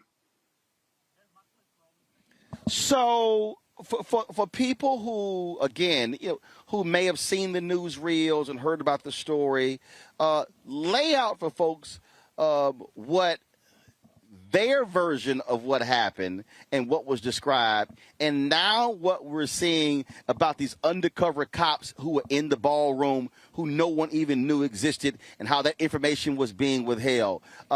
Because you really did a great job with this documentary of really nailing down who was behind, who was the trigger man and the ringleader behind the assassination of Malcolm X. Yes, Roland. The prosecution's case at that time involved only 3 men. And according to their theory of the case, it was these 3 men who both created the disturbance or the misdirection in the back of the room. And then once they created this misdirection and this distraction, that they then rushed the stage and carried out the assassination of Malcolm X. They actually fired weapons, a Ruger, a pistol, and a sawed-off shotgun. Now, what we have always been saying, we the scholars who have been studying this issue, is that there were actually 5 men involved in the squad that murdered Brother Malcolm, and that there were 2 men in the back who created the disturbance, and 3 men who sat in the front with the weapons. The first and the most deadliest of which was William X. Bradley, who went on to become known as Al-Mustafa Shabazz. He is the shotgun assassin who bore no resemblance to Thomas 15X Johnson, Khalil Islam, who they say, according to their theory, fired the shotgun. And also they say that Norman 3X Butler was also one of the shooters. They say that he fired the .45. However, he was not there either. And yet both of these men were convicted in 1966, and they both served at least 20 years. In the case of Brother Norman 3X Butler, today Muhammad Abdulaziz, who will be, we expect to be exonerated tomorrow, along with Thomas 15X Johnson, Khalil Islam. He served 20 years, and Thomas Johnson served 22 years. But also, these men, this has been a scarlet letter. They have been seen as the murderers of one of our greatest leaders. And only one of them is still alive to experience this exoneration. One died being called the murderer of Malcolm X? Roland, I remember researching these men and looking at their prison records, and it says first-degree murder. And I said, man, that's a hell of a thing to carry for the rest of your life, especially when you didn't do it, and especially when it is such a towering giant and leader of our people, Malcolm X. It absolutely destroyed their families. Brother Muhammad Abdulaziz, who will be in the courthouse tomorrow and at the press conference, he has no relationship with his children nor his grandchildren because of the stigma, because of the shame associated with being the alleged assassin or the convicted assassin of Malcolm X. It was absolutely horrific. The shameful thing that happened here as well, which Manhattan DA Cyrus Vance talked about. He's, first of all, apologized on behalf of law enforcement. The withholding of information, crucial information that should have gone to the defense attorneys. We've got 3 attorneys on our show today. And to think about, had they had that, Vance is saying, had that information been revealed, in all likelihood, no jury would have convicted them of these crimes. And actually, it would have led to a proper investigation of the individuals who actually committed the crime. But NYPD, FBI were not interested in doing what was right. Roland, what's so appalling about this whole story is that we've known for many decades now that the FBI had 9 undercover informants in the Audubon Ballroom. And the New York City Police Department, through its Bossy unit, Bureau of Special Services, had at least one, possibly more, but one that we know of, Gene Roberts, who was an undercover police officer for the New York City Police Department. And none of these people, who were all witnesses to the assassination and gave very detailed descriptions of what the assassins looked like, not one of them was called to the stand. In fact, they weren't even their names weren't even revealed to the prosecution team such that they could be called to the stand, or the defense for that matter.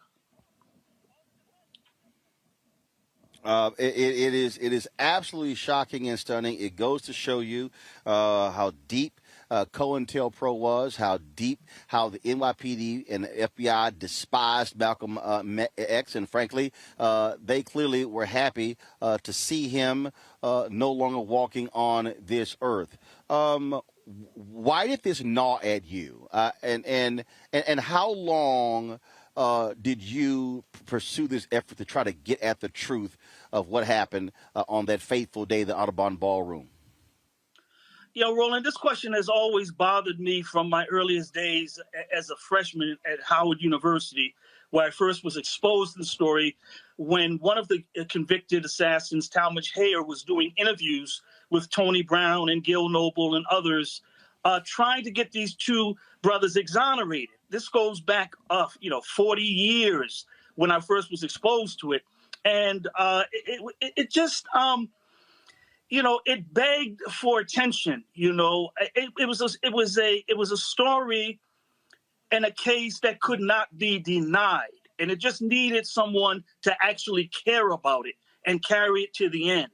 And it just so happens now that we're living in an age where the United States is trying to reckon with, its racist, troubled past.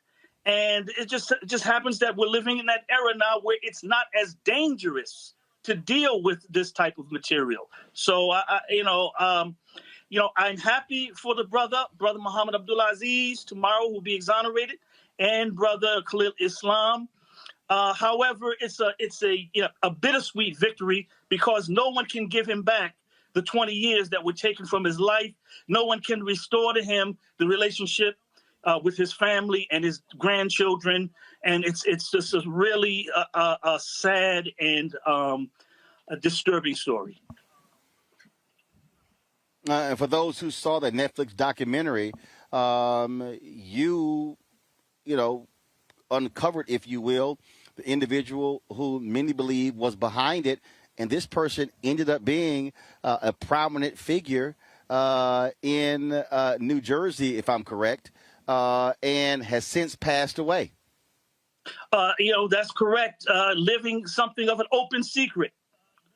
Well known. In fact, that's the problem with this whole case, is that from the very beginning, from the time the convictions came down, it was never accepted by the historians and the researchers who have looked at this case, because it was well known in the Muslim community who the actual assassins were. And as you say, the last one to pass away, William X. Bradley, his name was Al-Mustafa Shabazz, was his Muslim name for last couple of decades. He was given a hero send-off and was considered a pillar of the community, and was given a funeral some would say was more majestic or celebratory than Malcolm X's own funeral. Wow. That is striking. That is striking. I think so. My panel, each one has a question. If I could just ask one question of you, because this is going to be, again, a fascinating story, and you spent a whole lot of time. I'm telling you, people have not seen the Netflix documentary. You definitely want to check it out. Robert, you first. And it's interesting. I did see the documentary on Netflix. Also took a class on political theory, Malcolm X, back when I was at Clark and Lane University. So this is a subject I've been fascinated by for so long. How deep do you think the hole goes when it comes to determining exactly the people who are responsible for the death of Malcolm X? Because it seems a lot bigger than even these individuals. How deep do you think the rabbit hole goes, and do you think that will ever fully be explored? Well, to tell you the truth, hopefully this is just the beginning of the revelations, because the Manhattan DA was able to unearth evidence that even we were not privy to. Keep in mind, the Manhattan DA can request governments through the Freedom of Information Act unredacted, see? So when you see our series and you see all the names that are blocked out, they can request those documents fully exposed. So, and they also were able to,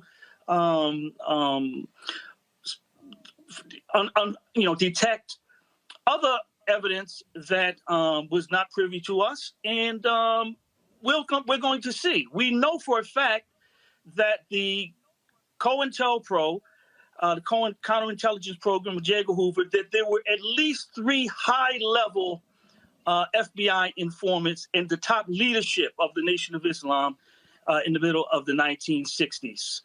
So yes, we're going to, and we also have to find out, was the government protecting this shotgun assassin?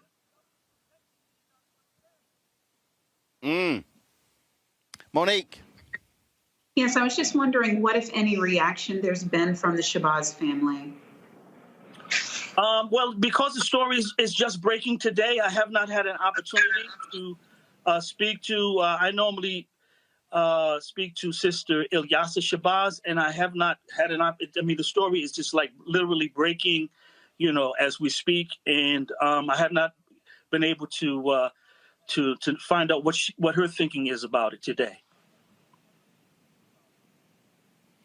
Scott. Yeah. Brother Rahman, where do we go from here? Are the real assassins and the co-conspirators, are any of them still alive?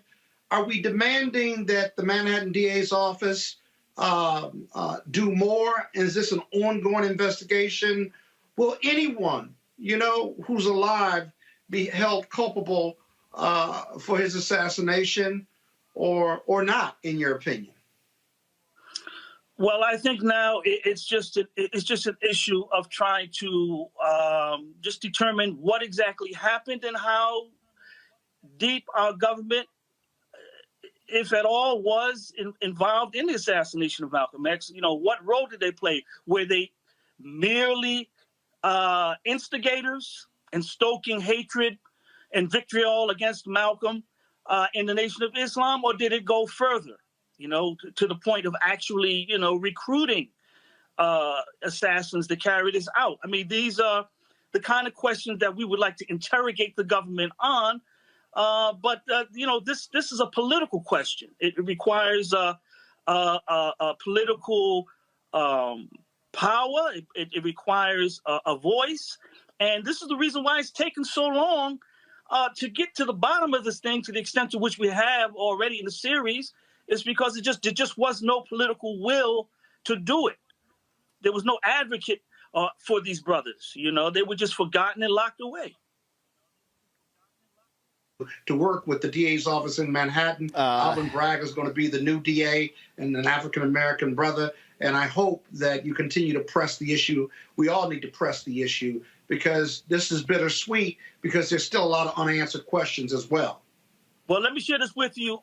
What we do know is that Talmadge Hayer, who filed these affidavits naming his co-assassins, he is the only one of the 5-man team that is still alive with us. All the other accomplices have since passed away. Thank you. Abdur Rahman Muhammad, look, great work. This is, of course, we'll see what happens tomorrow. And yeah, there should be a complete investigation, not only the Manhattan DA, but also on the federal level as well. Because, again, if there are individuals who are in the FBI who knew about what was going on and they're still drawing pensions, they should also have to atone for what they did by being silent and in their involvement in the assassination of Malcolm X. Thank you, Roland. I appreciate it. Thank you so very much. All right, folks, got to go to a break. We come back. Our Tech Talk segment, brought to you by Verizon, features brothers who are 21st century barbers. Also, Sherrilyn Ifill, the longtime leader of the NAACP Legal Defense Fund, is stepping down next year. I talked with her about her legacy and also what she is going to do next. It's a lot more left, folks, on Roland Martin Unfiltered, broadcasted live from Brunswick, Georgia, on the Black Star Network. Back in a moment.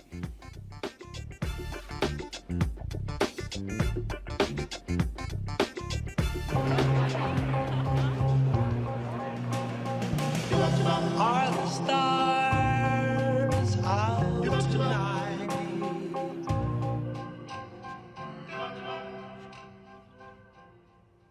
Alexa, play our favorite song again. Okay.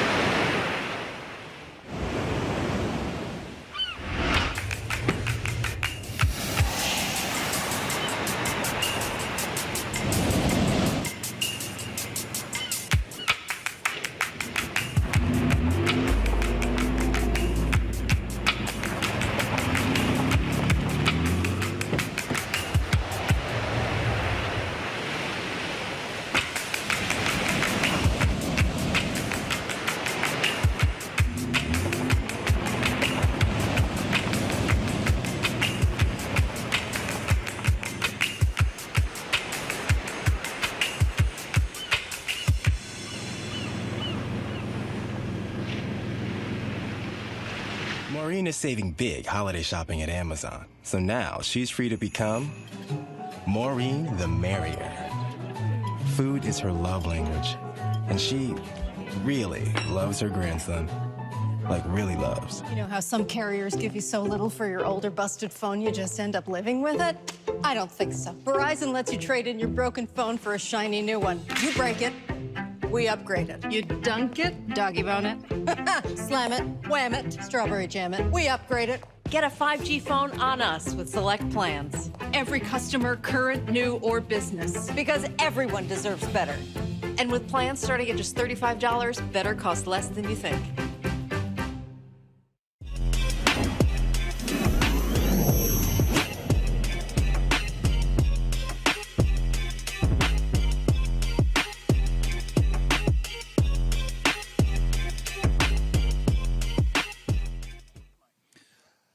All right, folks, every Wednesday here on Roland Martin Unfiltered, we always talk about African Americans and their work in technology. And so we got a pretty interesting couple of guys joining us today. A Share app. It's all about making it flexible for you to be able to get your hair cut. Now we all know you can't stay sitting in the booth for so long. But what happens if you're a barber, but you know what? You're not trying to have one location and you can't afford to do so. And so what about booth rentals? Well, guess what?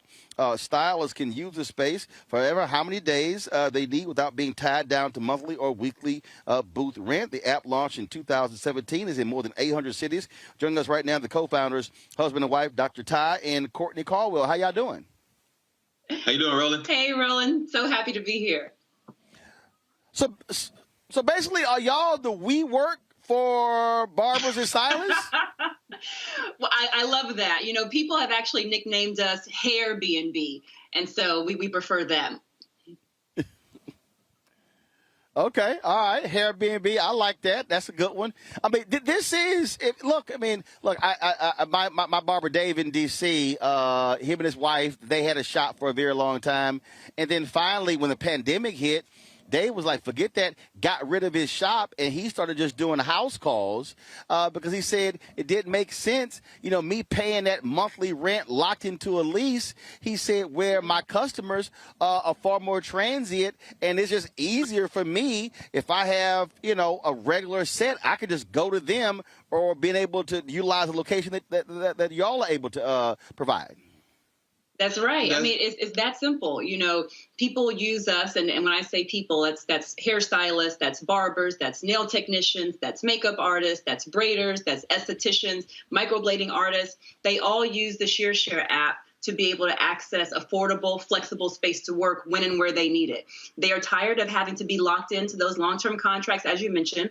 And especially in a post-pandemic environment right now, people want to be and continue to be transient. They want to go where their clients are, and they want to keep more of their hard-earned money. So at the end of the day, Share connects salon and barbershop owners to individual stylists to fill their empty salon space on demand. And it's so unfortunate, Roland, and we can say this, that a lot of shops did have to close down. Yeah. And it was really at that time during COVID that a lot of barbers and stylists had to go to their respective clients' homes. Well, at that time, that's all they could do. Everything was shut down. And we know that California and New York was shut down longer. So we've realized that a lot of the times that when situations like this happen, this new normal is what it was. But we also realized during the COVID, there was cabin fever. So we know that a lot of those customers wanted to get back to the shop. They wanted to put on clothes. They wanted to go somewhere and stop using their faucets in their bathroom as in their kitchen.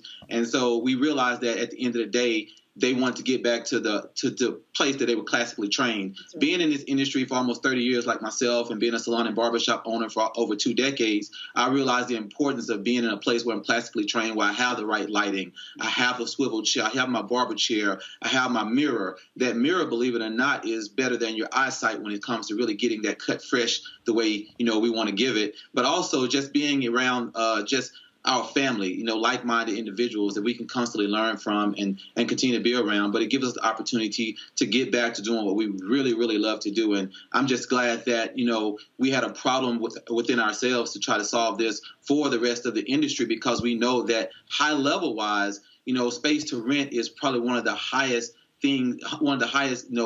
cash burns in their spend. So we wanted to make it just super easy where wasn't locked down. And we also realized is 3 to 4 days is really that sweet spot that licensed beauty and barbering professionals work. Yeah. And so you have that extra 3 or 4 days is just lying dormant. So we wanted to give them opportunity to not have to be locked down, but also realize that there's a reciprocity when it comes state to state, where if they wanted to go from Houston or wanted to go from where you're from to Atlanta or go to another part of Georgia, we're in Texas and we can go from Dallas to Houston and it wouldn't be a problem.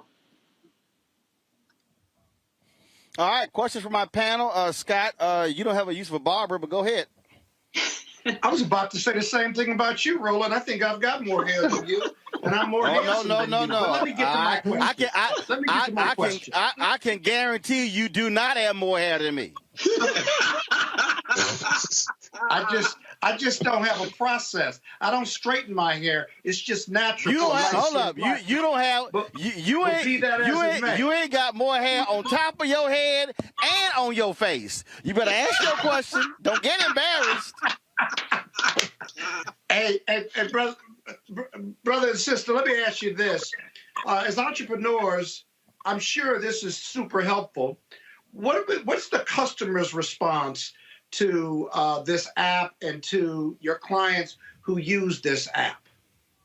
Yeah, no, they absolutely love it. Like you said, the response has been amazing. We first started off just catering to hairstylists and barbers, and immediately once estheticians heard about ShearShare, once makeup artists heard about ShearShare, then we had to add a space for microblading artists and braiders because they all heard about ShearShare. They said, well, why are you leaving this particular licensed specialty out? I want to also be able to take advantage of being able to pay for space to work when and where I need it. And so the response has been amazing.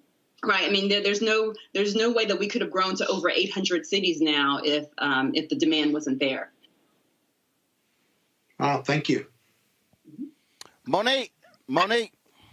Come on, pump it up. How do we find you? Tell me every place you are. What's the website? What's the Instagram?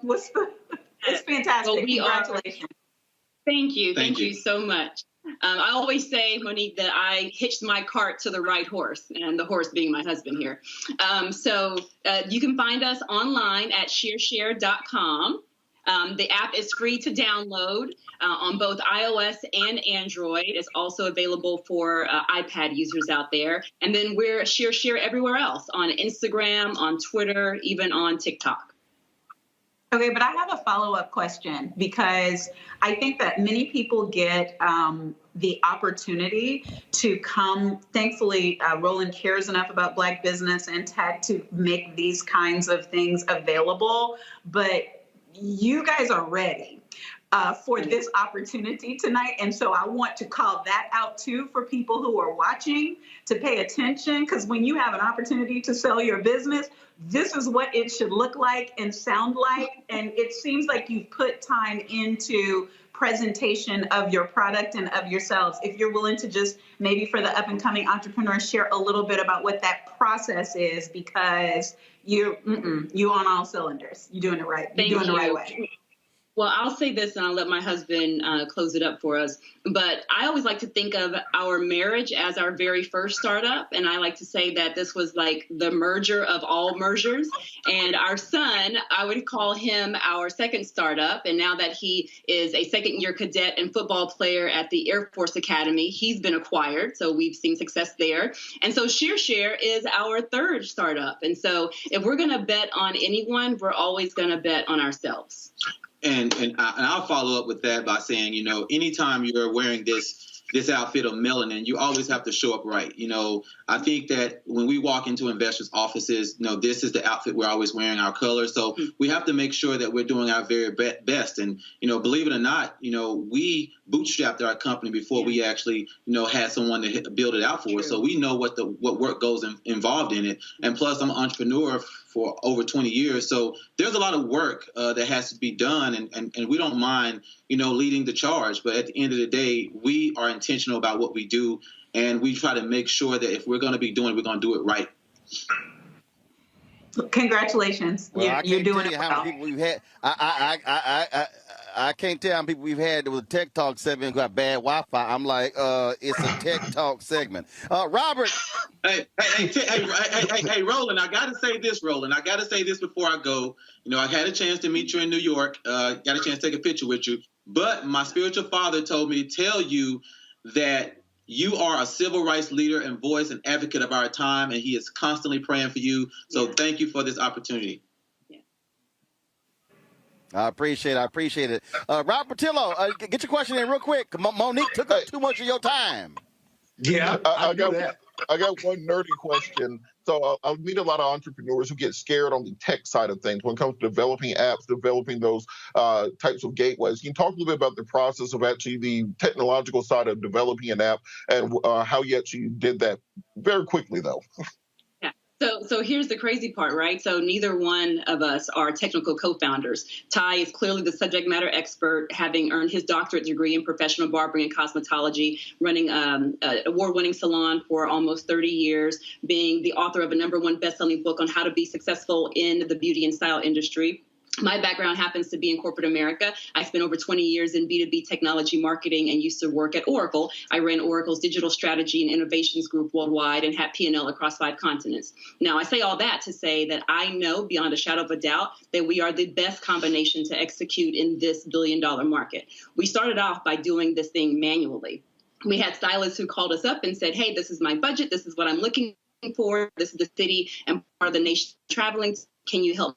I heard about you guys from a peer stylist down the street, and so I really need your help. And so we were manually matching stylists to empty salon space for 3 years before we finally looked up and said, there's got to be an app for this. There's an app for everything else. And when we looked online, we couldn't find it. And that was the aha moment for us, where we said, we have to be able to give this back to the industry that has fed our family for more than 30 years. And so here we are. But we honestly started by just asking questions. We asked lots of people, lots of questions who were in tech, who had built apps before, and finally found our way into ShareShare.com. Yep. And we do like to thank our very first advisor, TD Lowe. She was the very first person out in Silicon Valley that we phoned up and said, hey, we've been doing this thing, this kind of manual thing for like 3 years. Can you help us out? And thankfully, after learning a little bit more about her, she cannot walk from her car to the grocery store without getting pitched a new startup idea. And so thank God we called the right person, and she has been there every step of the way. All right, then. What city are y'all in? McKinney, Texas, Yes. North of Dallas. Okay. All right, then. Well, look, we certainly appreciate it. Thank you so very much. Good luck with the app, and glad to have you on Roland Martin Unfiltered and the Black Star Network. Thank you. Thank you for having us. All right, folks. Some breaking news here, folks. Happened just a few hours ago. Folks are talking about this here. The rapper Young Dolph has been shot and killed in Memphis. This is the video that we're playing. This is video we're going to play right here. This is from a week ago. Where he was visiting a particular cookie store there in Memphis. Well, today around 1 p.m., about 6 hours ago, he walked into Makita's Butter Cookies to buy some cookies, and all of a sudden someone drove up, shot and killed him. Again, it took place around 1 p.m. At the bakery there in South Memphis. And so it was a couple of hours ago where the police released a statement, called it a senseless killing that took place. People have been flocking to the scene. He was a very prominent rapper, not only in Memphis, but well known across the country as well. His real name is Adolph Robert Thornton Jr. And, of course, he released a mixtape in 2014 called High Class Street Music 4. The single Preach released his debut studio album, King of Memphis, in 2016. 36-year-old rapper Young Dolph dead after being shot and killed today in Memphis. No news as to whether the individuals involved have been apprehended. This is, again, video that was posted on social media of him at this cookie store just 1 week ago. Got to go to a break. We come back. Longtime NAACP Legal Defense Fund head Sherrilyn Ifill is stepping down. I talked with her about why and what is next right here on Roland Martin Unfiltered on the Black Star Network. Oh, that spin class was brutal. Well, you can try using the Buick's massaging seat. Ooh, yeah, that's nice.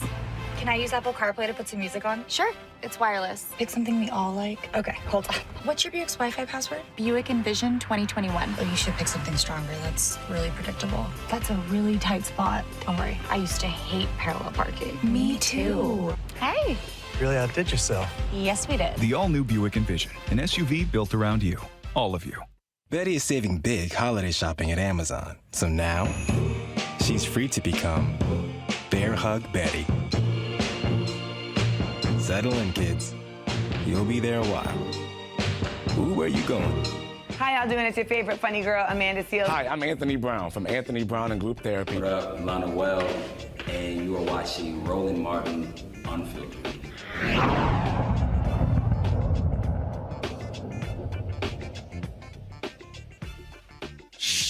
Sherrilyn Ifill, lead of the NAACP Legal Defense Fund, announced today in the Washington Post story that she is stepping down from the organization in 2022. Janae Nelson, her longtime number 2, will be taking over.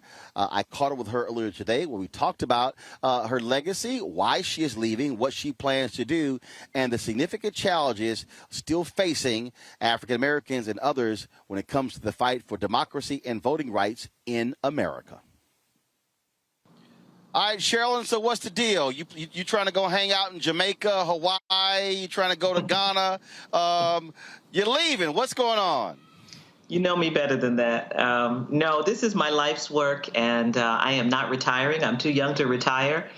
And you know, what we have seen in this country and what is happening to Black people is too dire for me to leave the work of racial justice. But what I am doing is stepping away from LDF, the organization that I love, where I started my career as a baby lawyer. And I'm stepping away because I think, you know, many people know that I am very serious about Black institutions, and particularly about this institution that's been a part of my life for 30 years, and ensuring its strength. And I think transition is part of leadership. I wanted to do this in an orderly way. I wanted to do it at the right time when LDF is really strong financially in terms of strategy and leadership. And frankly, Roland, I wanted the new leader to have a few years of an aligned administration before 2024, which I had when I came aboard. It was in the final years of the Obama administration. And that meant that in 2016, you know, I was ready and equipped and had my legs strongly planted beneath me. And I'd like that for the next leader. We don't know what 2024 will bring, but we know it's going to be a very serious and volatile time. So I'm not leaving. If you know me, you know I'm not going to shut my mouth, and I'm going to keep working. But I'm looking forward to finding out what is the next way that I'm supposed to do this work. You're 58 years old. You laid Why out we got to go there, Ryan? Why, I mean, Roland, why we got to go with the age? No. I mean, I just here's don't know. why. Here's why. Breathe. Woosah. I'm very calm. The reason I'm saying that is because when we look at a lot of Black institutions, people die in positions. They're there till they're 70 and 80. And what you just described is something that, frankly, is very rare in a lot of our traditional Black organizations. That is leaving before 60, bringing in the next leader serving under you, planning a transition, and actually having an organization that actually is healthier than when you arrived, and you're passing it on to someone else and it's not in a state of disrepair. That's actually rare.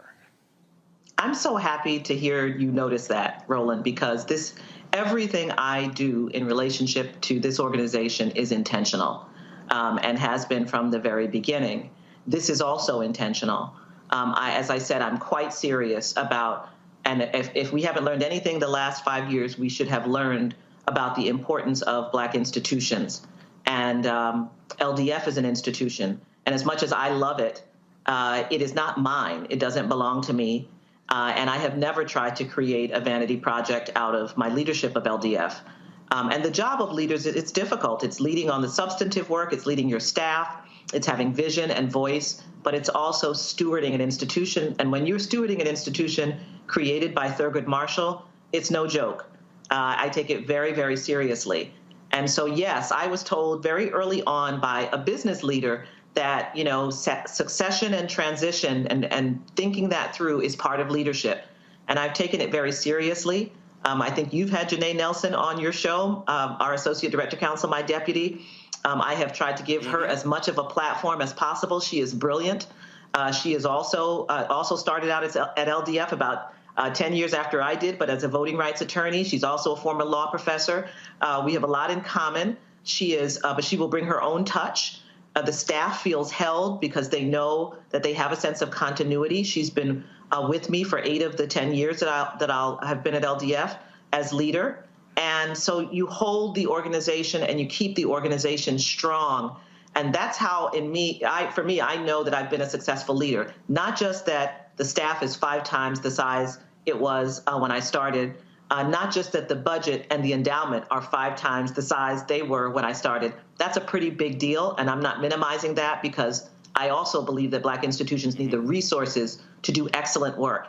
And I told the board when I interviewed for the job that we would not be nickeling and diming, that I would figure out how to resolve financial issues within the organization, and that I would raise money for. I'd never raised a dime before in my life. In fact, I had been on the other side, chairing the board of a foundation. But I believe in LDF so much. I know how to describe what is necessary to deal with racial inequality. I know the threat that white supremacy poses, not just to Black people, but to our entire democracy. And I felt sure that I could convince people that LDF was the right organization to invest in. And I know somebody who's watching or listening, and they're like, okay, Roland, why are you making a big deal out of this? Because you said something that is key, and that is, and I've said this for years as somebody who has run 3 Black newspapers, and one of them, the historic Chicago Defender. And I look at Robert Abbott, who founded the paper. He prepared his nephew to take it over when he retired. Well, when John Sinstack passed away, he left the paper in a state of flux. It was all over the place. The family members, it was drama. It was all this sort of stuff. And so what was built, just in many ways, it diminished. And when I took it over, they had made a profit in 20 years. And so I've said for a long time, great leaders are not determined on how they ran organizations during their tenure. It's also how they positioned it after their tenure. Yes, I couldn't agree with you more. And it's difficult because I love LDF. I could keep doing this work. I feel happy that people are sad that I'm leaving because that means I've been doing the work well. I'm not overly modest about my contributions to this work because I feel passionately about it. But I also know that this is an 80-year institution that I led for and will have led for 10 years. That means for 70 years, the institution managed to survive without me in leadership. And as I said, when you start with Thurgood Marshall, you have to be really serious about ensuring that the organization is strong. And LDF is so necessary at this moment in this country. I think we showed, certainly over the last 5 years, how mission critical we are to the protection of Black people and to American democracy. And that's the position I wanted to leave LDF in. I wanted to leave it financially secure so that the next leader would not be inhibited in executing strategy by lack of resources, so that whatever has to be done has to be done. And we see it this year. We don't have our federal voting rights bill yet. I'm still pushing on that. And that means we have to litigate more. We just filed suit against Alabama, in fact, 2 suits against Alabama for redistricting this week. We filed suit against South Carolina for their failure to begin their redistricting. We're litigating against Georgia and Texas and Florida for their voter suppression laws. It's not fun to play whack-a-mole, but if that's what we have to do, that's what we're going to do until we have federal legislation to help us. We are not going to go quietly into this good night. We are here to protect and strengthen the full citizenship and dignity of Black people in this country. And the rest of the country benefits because that makes our democracy healthier. You asked why I have to bring the age part up. Here's why. Hugh Price, when he left the National Urban League, he was 60 years old. And I remember when I interviewed him, and he said, Roland, I'm leaving because I'm young enough to still have the energy to do one more strong play. That's right. The reason that always stuck with me, that always stuck with me because I think people have to think about that. The reality is, it's sort of just look. When I decided to launch this, I told my agent, "Why turn TV One down?" I said, "I'm 49. I said I'll be 50 in November. This was 3 years ago. I just turned 53, and I said if I don't do this now, I never will." And that's also part of this. You still want to be vibrant and want to be able to have the energy to do it. And so that's why I also brought that up because that also factor in where you said, "Okay, you know what? I've led it, but you know what? I still got pep in my step. I still want to go do something and still have the vibrancy to do it." Yeah, no, that's exactly right. I prayed that I would have another chapter after leading LDF. I had no idea when I would leave, but I wanted to have another chapter. I may have 2. And especially given what we've seen in this country, I do think that, in fact, I feel like I've learned a lot about America over the last 9 years, more than I knew before. And part of the reason I'm now writing a book, and I'm really grateful to Penguin Press for believing in me to write this opus that I'll be working on, is to assemble those thoughts and to pull them together for myself, but also to share them with the country and to help set a kind of template for the next way that I am supposed to contribute to this work. I wanted to be a civil rights lawyer from the time I was a girl. I was obsessed with politics and social justice and Black people, and that's never diminished. And I'm going to continue doing that. I'm going to continue doing that work, but just in a different way. And I think that's what life is supposed to be. When I left LDF the first time, I was 30 years old, and I went off to teach. And I moved to a city I had never even visited before, except for my job interview, and that was Baltimore. And as you know, Roland, many people think I'm from Baltimore. That's how much I kind of took to working in this town and training the next generation of lawyers. You know, I've taught thousands of law students, and I started, you know, an environmental justice clinic the first year I came, and then I started one of the first clinics in the country focused on the legal rights of those returning from prison. And then as I was leaving, the last 2 years I was leaving, I started a reparations clinic, which really was exciting. I wrote what I think of as one of the most important texts about the ongoing effects of lynching on communities around the country, a book called On the Courthouse Lawn. And that book later became part of an important template in the thinking of Brian Stevenson and the folks at EJI as they began to create the lynching memorial in Alabama. So that time I spent in academia strengthened me and prepared me to lead LDF. And I'm sure that the time I've spent at LDF has strengthened and prepared me for whatever is the next chapter. I've interviewed a lot of people coming out of the civil rights movement, the Black freedom movement, then also what I call the post-civil rights movement babies. And one of the things that has been very interesting, there was a period of about 15 or 20, or some say 25 years, where there were a lot of folks who said, you know what, I don't want to do civil rights work. I want to go into corporate. I want to be able to impact African Americans from that space.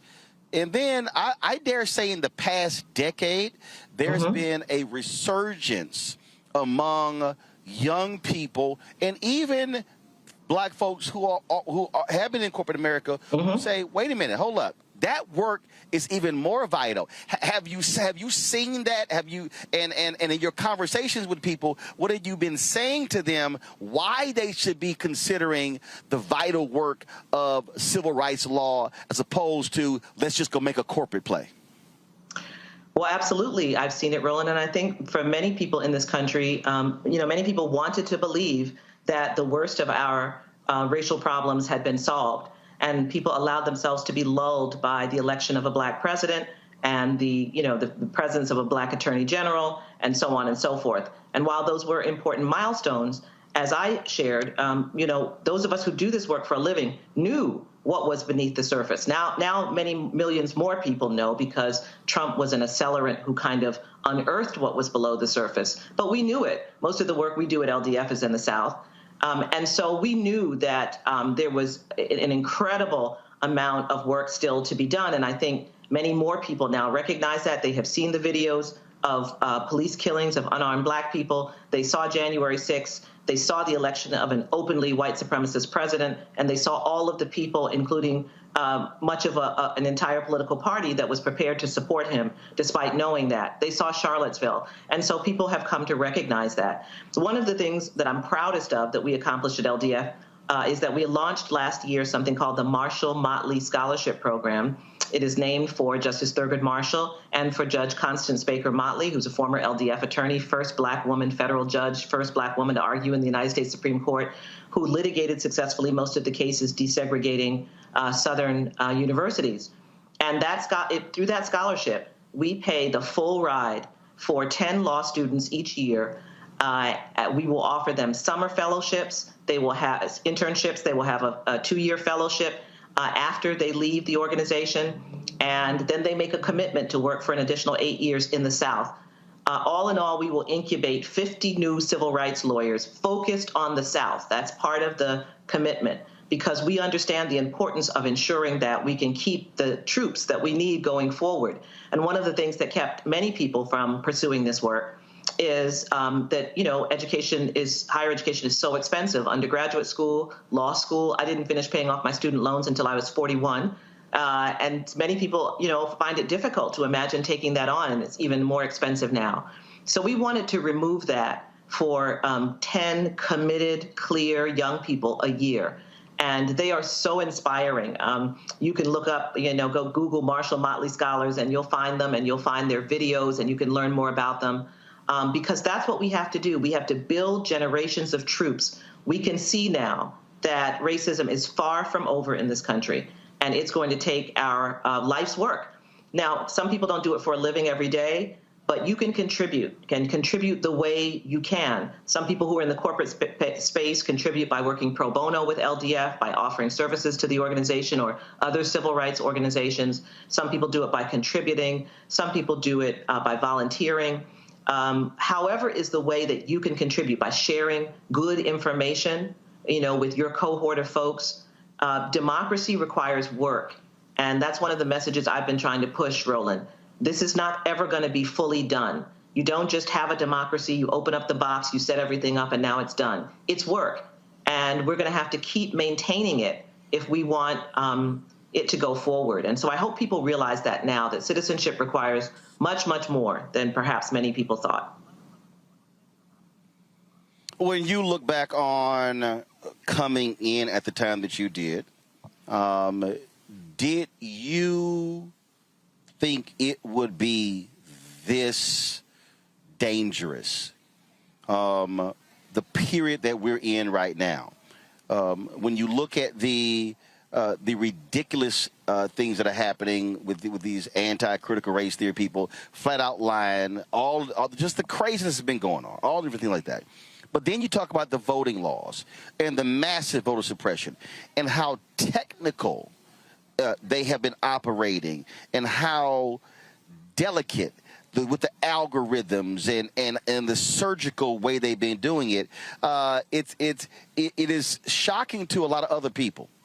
How have you seen it, and what are you conveying to future leaders to understand the dangerous situation that we're literally in right now when it comes to our freedoms, the freedom to vote, the fighting, not only that, but criminal justice reform, things along those lines. This moment that we are in. I will not pretend that this has not been surprising and shocking, not the ongoing reality of white supremacy and racism, but the way in which any sense of shame, any sense of reticence has been removed from the willingness to fully and publicly embrace racism and white supremacy. I think that is incredibly shocking, to watch millions of Americans turn their back on what was in many ways one of the finest moments in this country, which was the civil rights movement. And I think many people believed that. I can remember being a young lawyer and running into lawyers who would so happily, sometimes they worked in corporations, and they would say, oh, I was part of Freedom Summer. It was like a badge of honor. To see so much of the country turn away from that, to see our political system turn away from norms. As we speak today, Representative Paul Gosar was censured in the House for memes that he posted in which, he seemed to fantasize about killing a fellow House member, Representative Ocasio-Cortez. That the censure happened. I'm so glad it did happen. But I saw so many people from his party stand up and support him.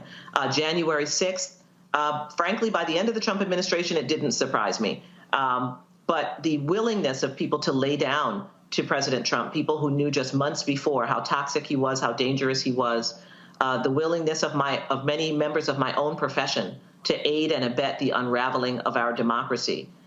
Yes, this is all incredibly shocking and disturbing.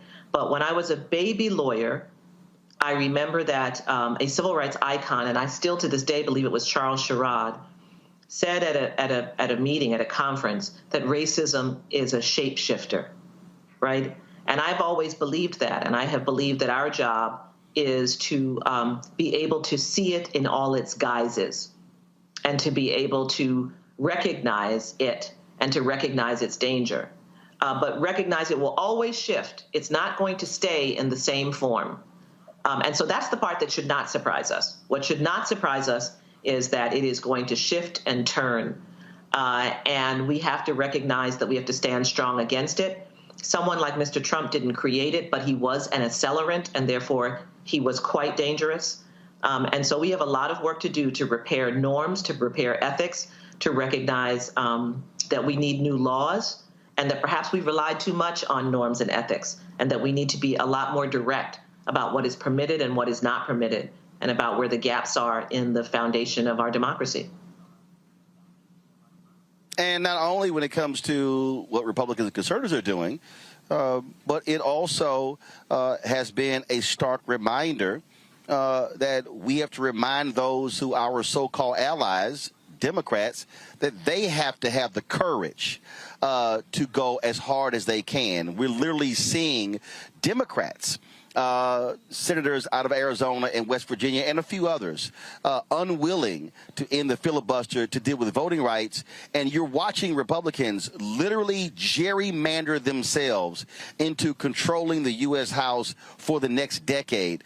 And so the battle is also challenging allies, saying you cannot be quiet.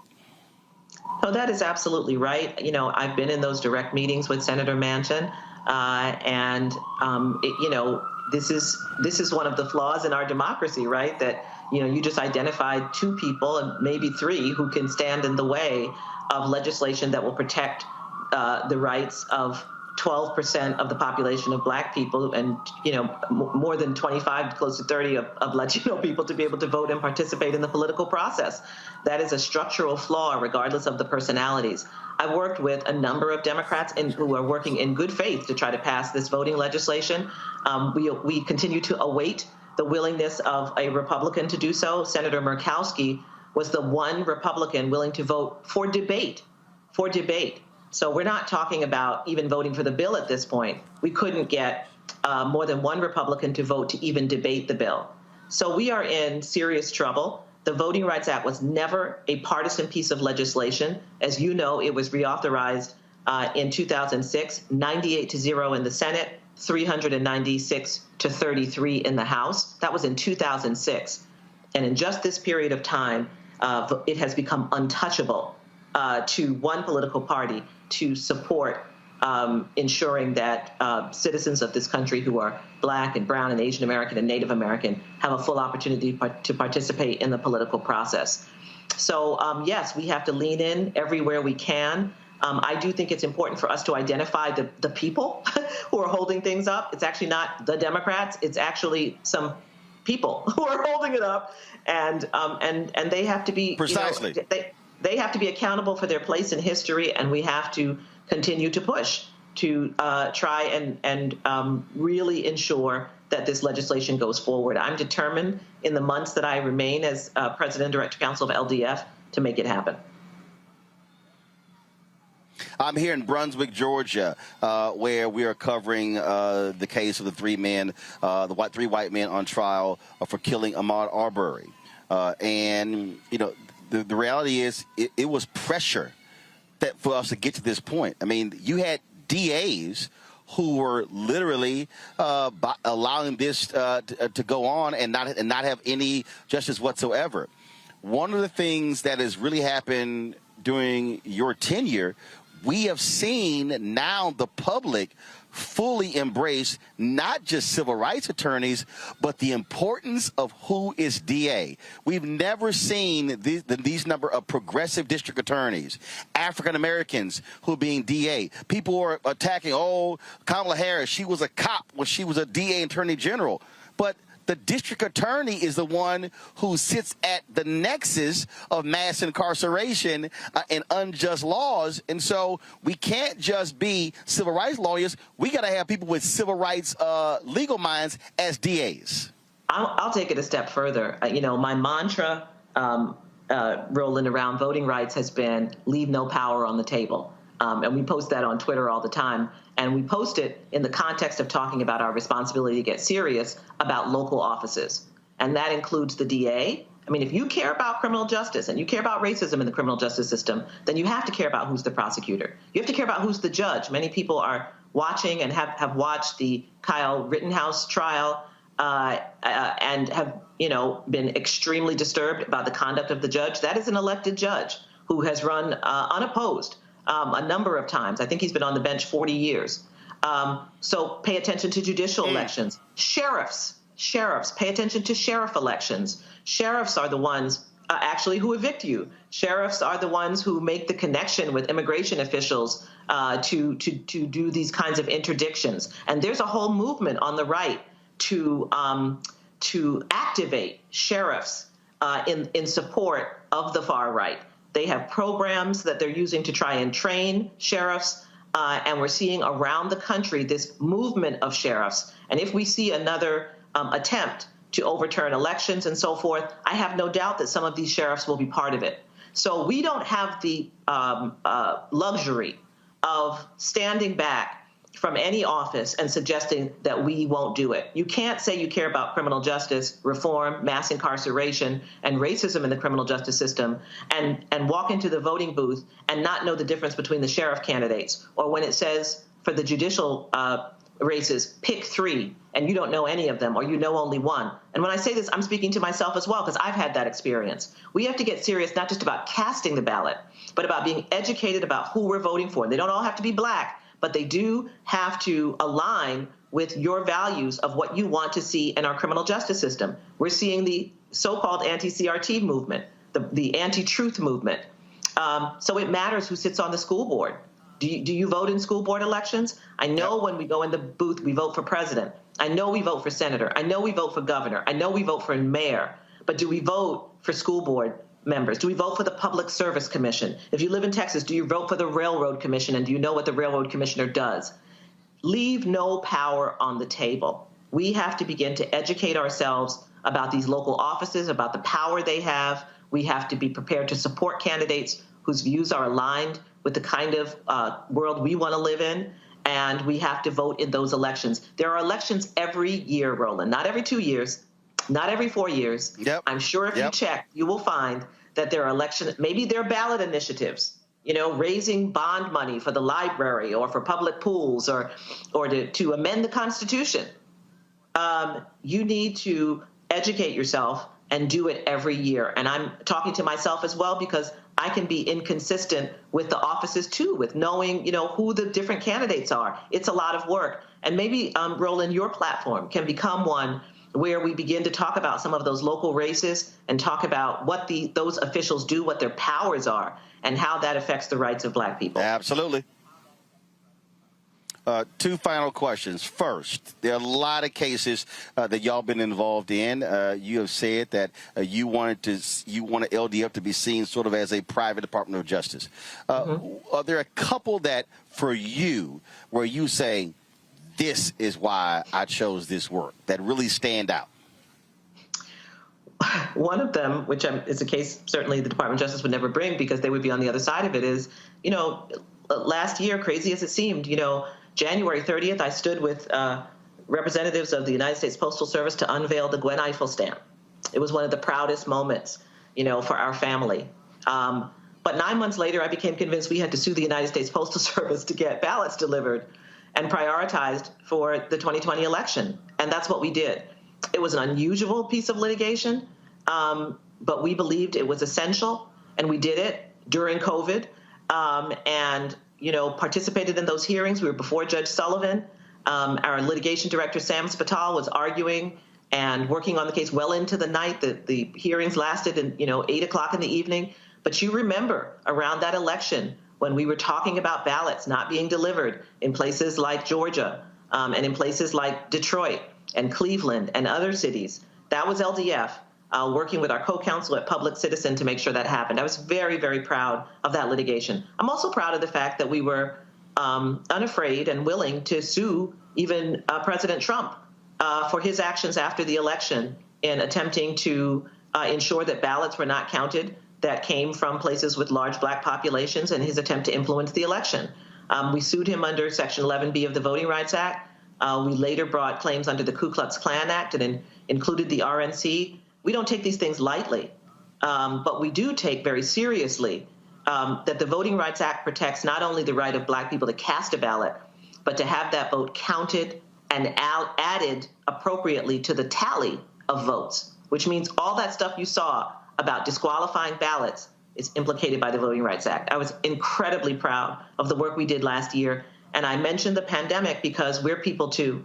Our lawyers were also concerned about their families and their children. Many of them have young children, and they were homeschooling while they were litigating all our cases last year.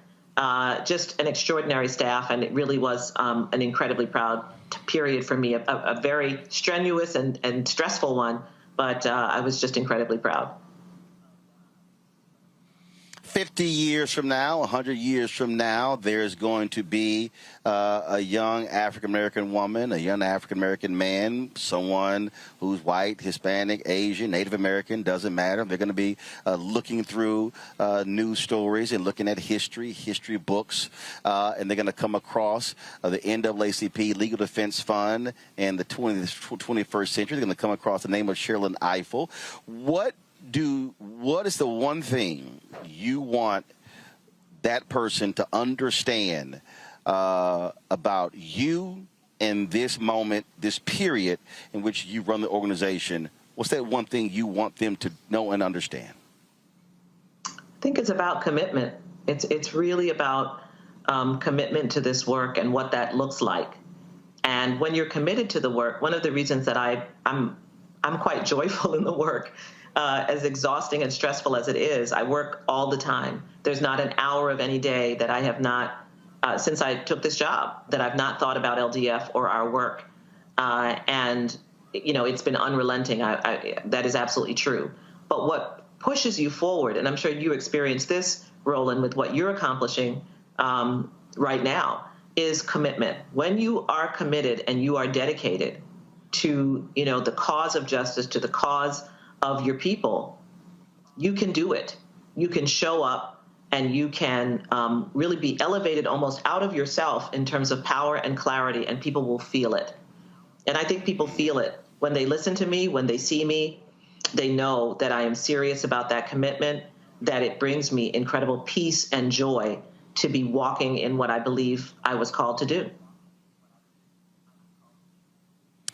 Well, it has been a great run. You definitely have the energy and spirit to do a lot more. Can't wait, as you say, to see what the next chapter or 2 or 3 could be very well be. Congratulations on the tenure. And I'm quite sure you will happily say, okay, Janae, now you get to take these phone calls and these media requests, and it's now on you. Have fun. Have at it.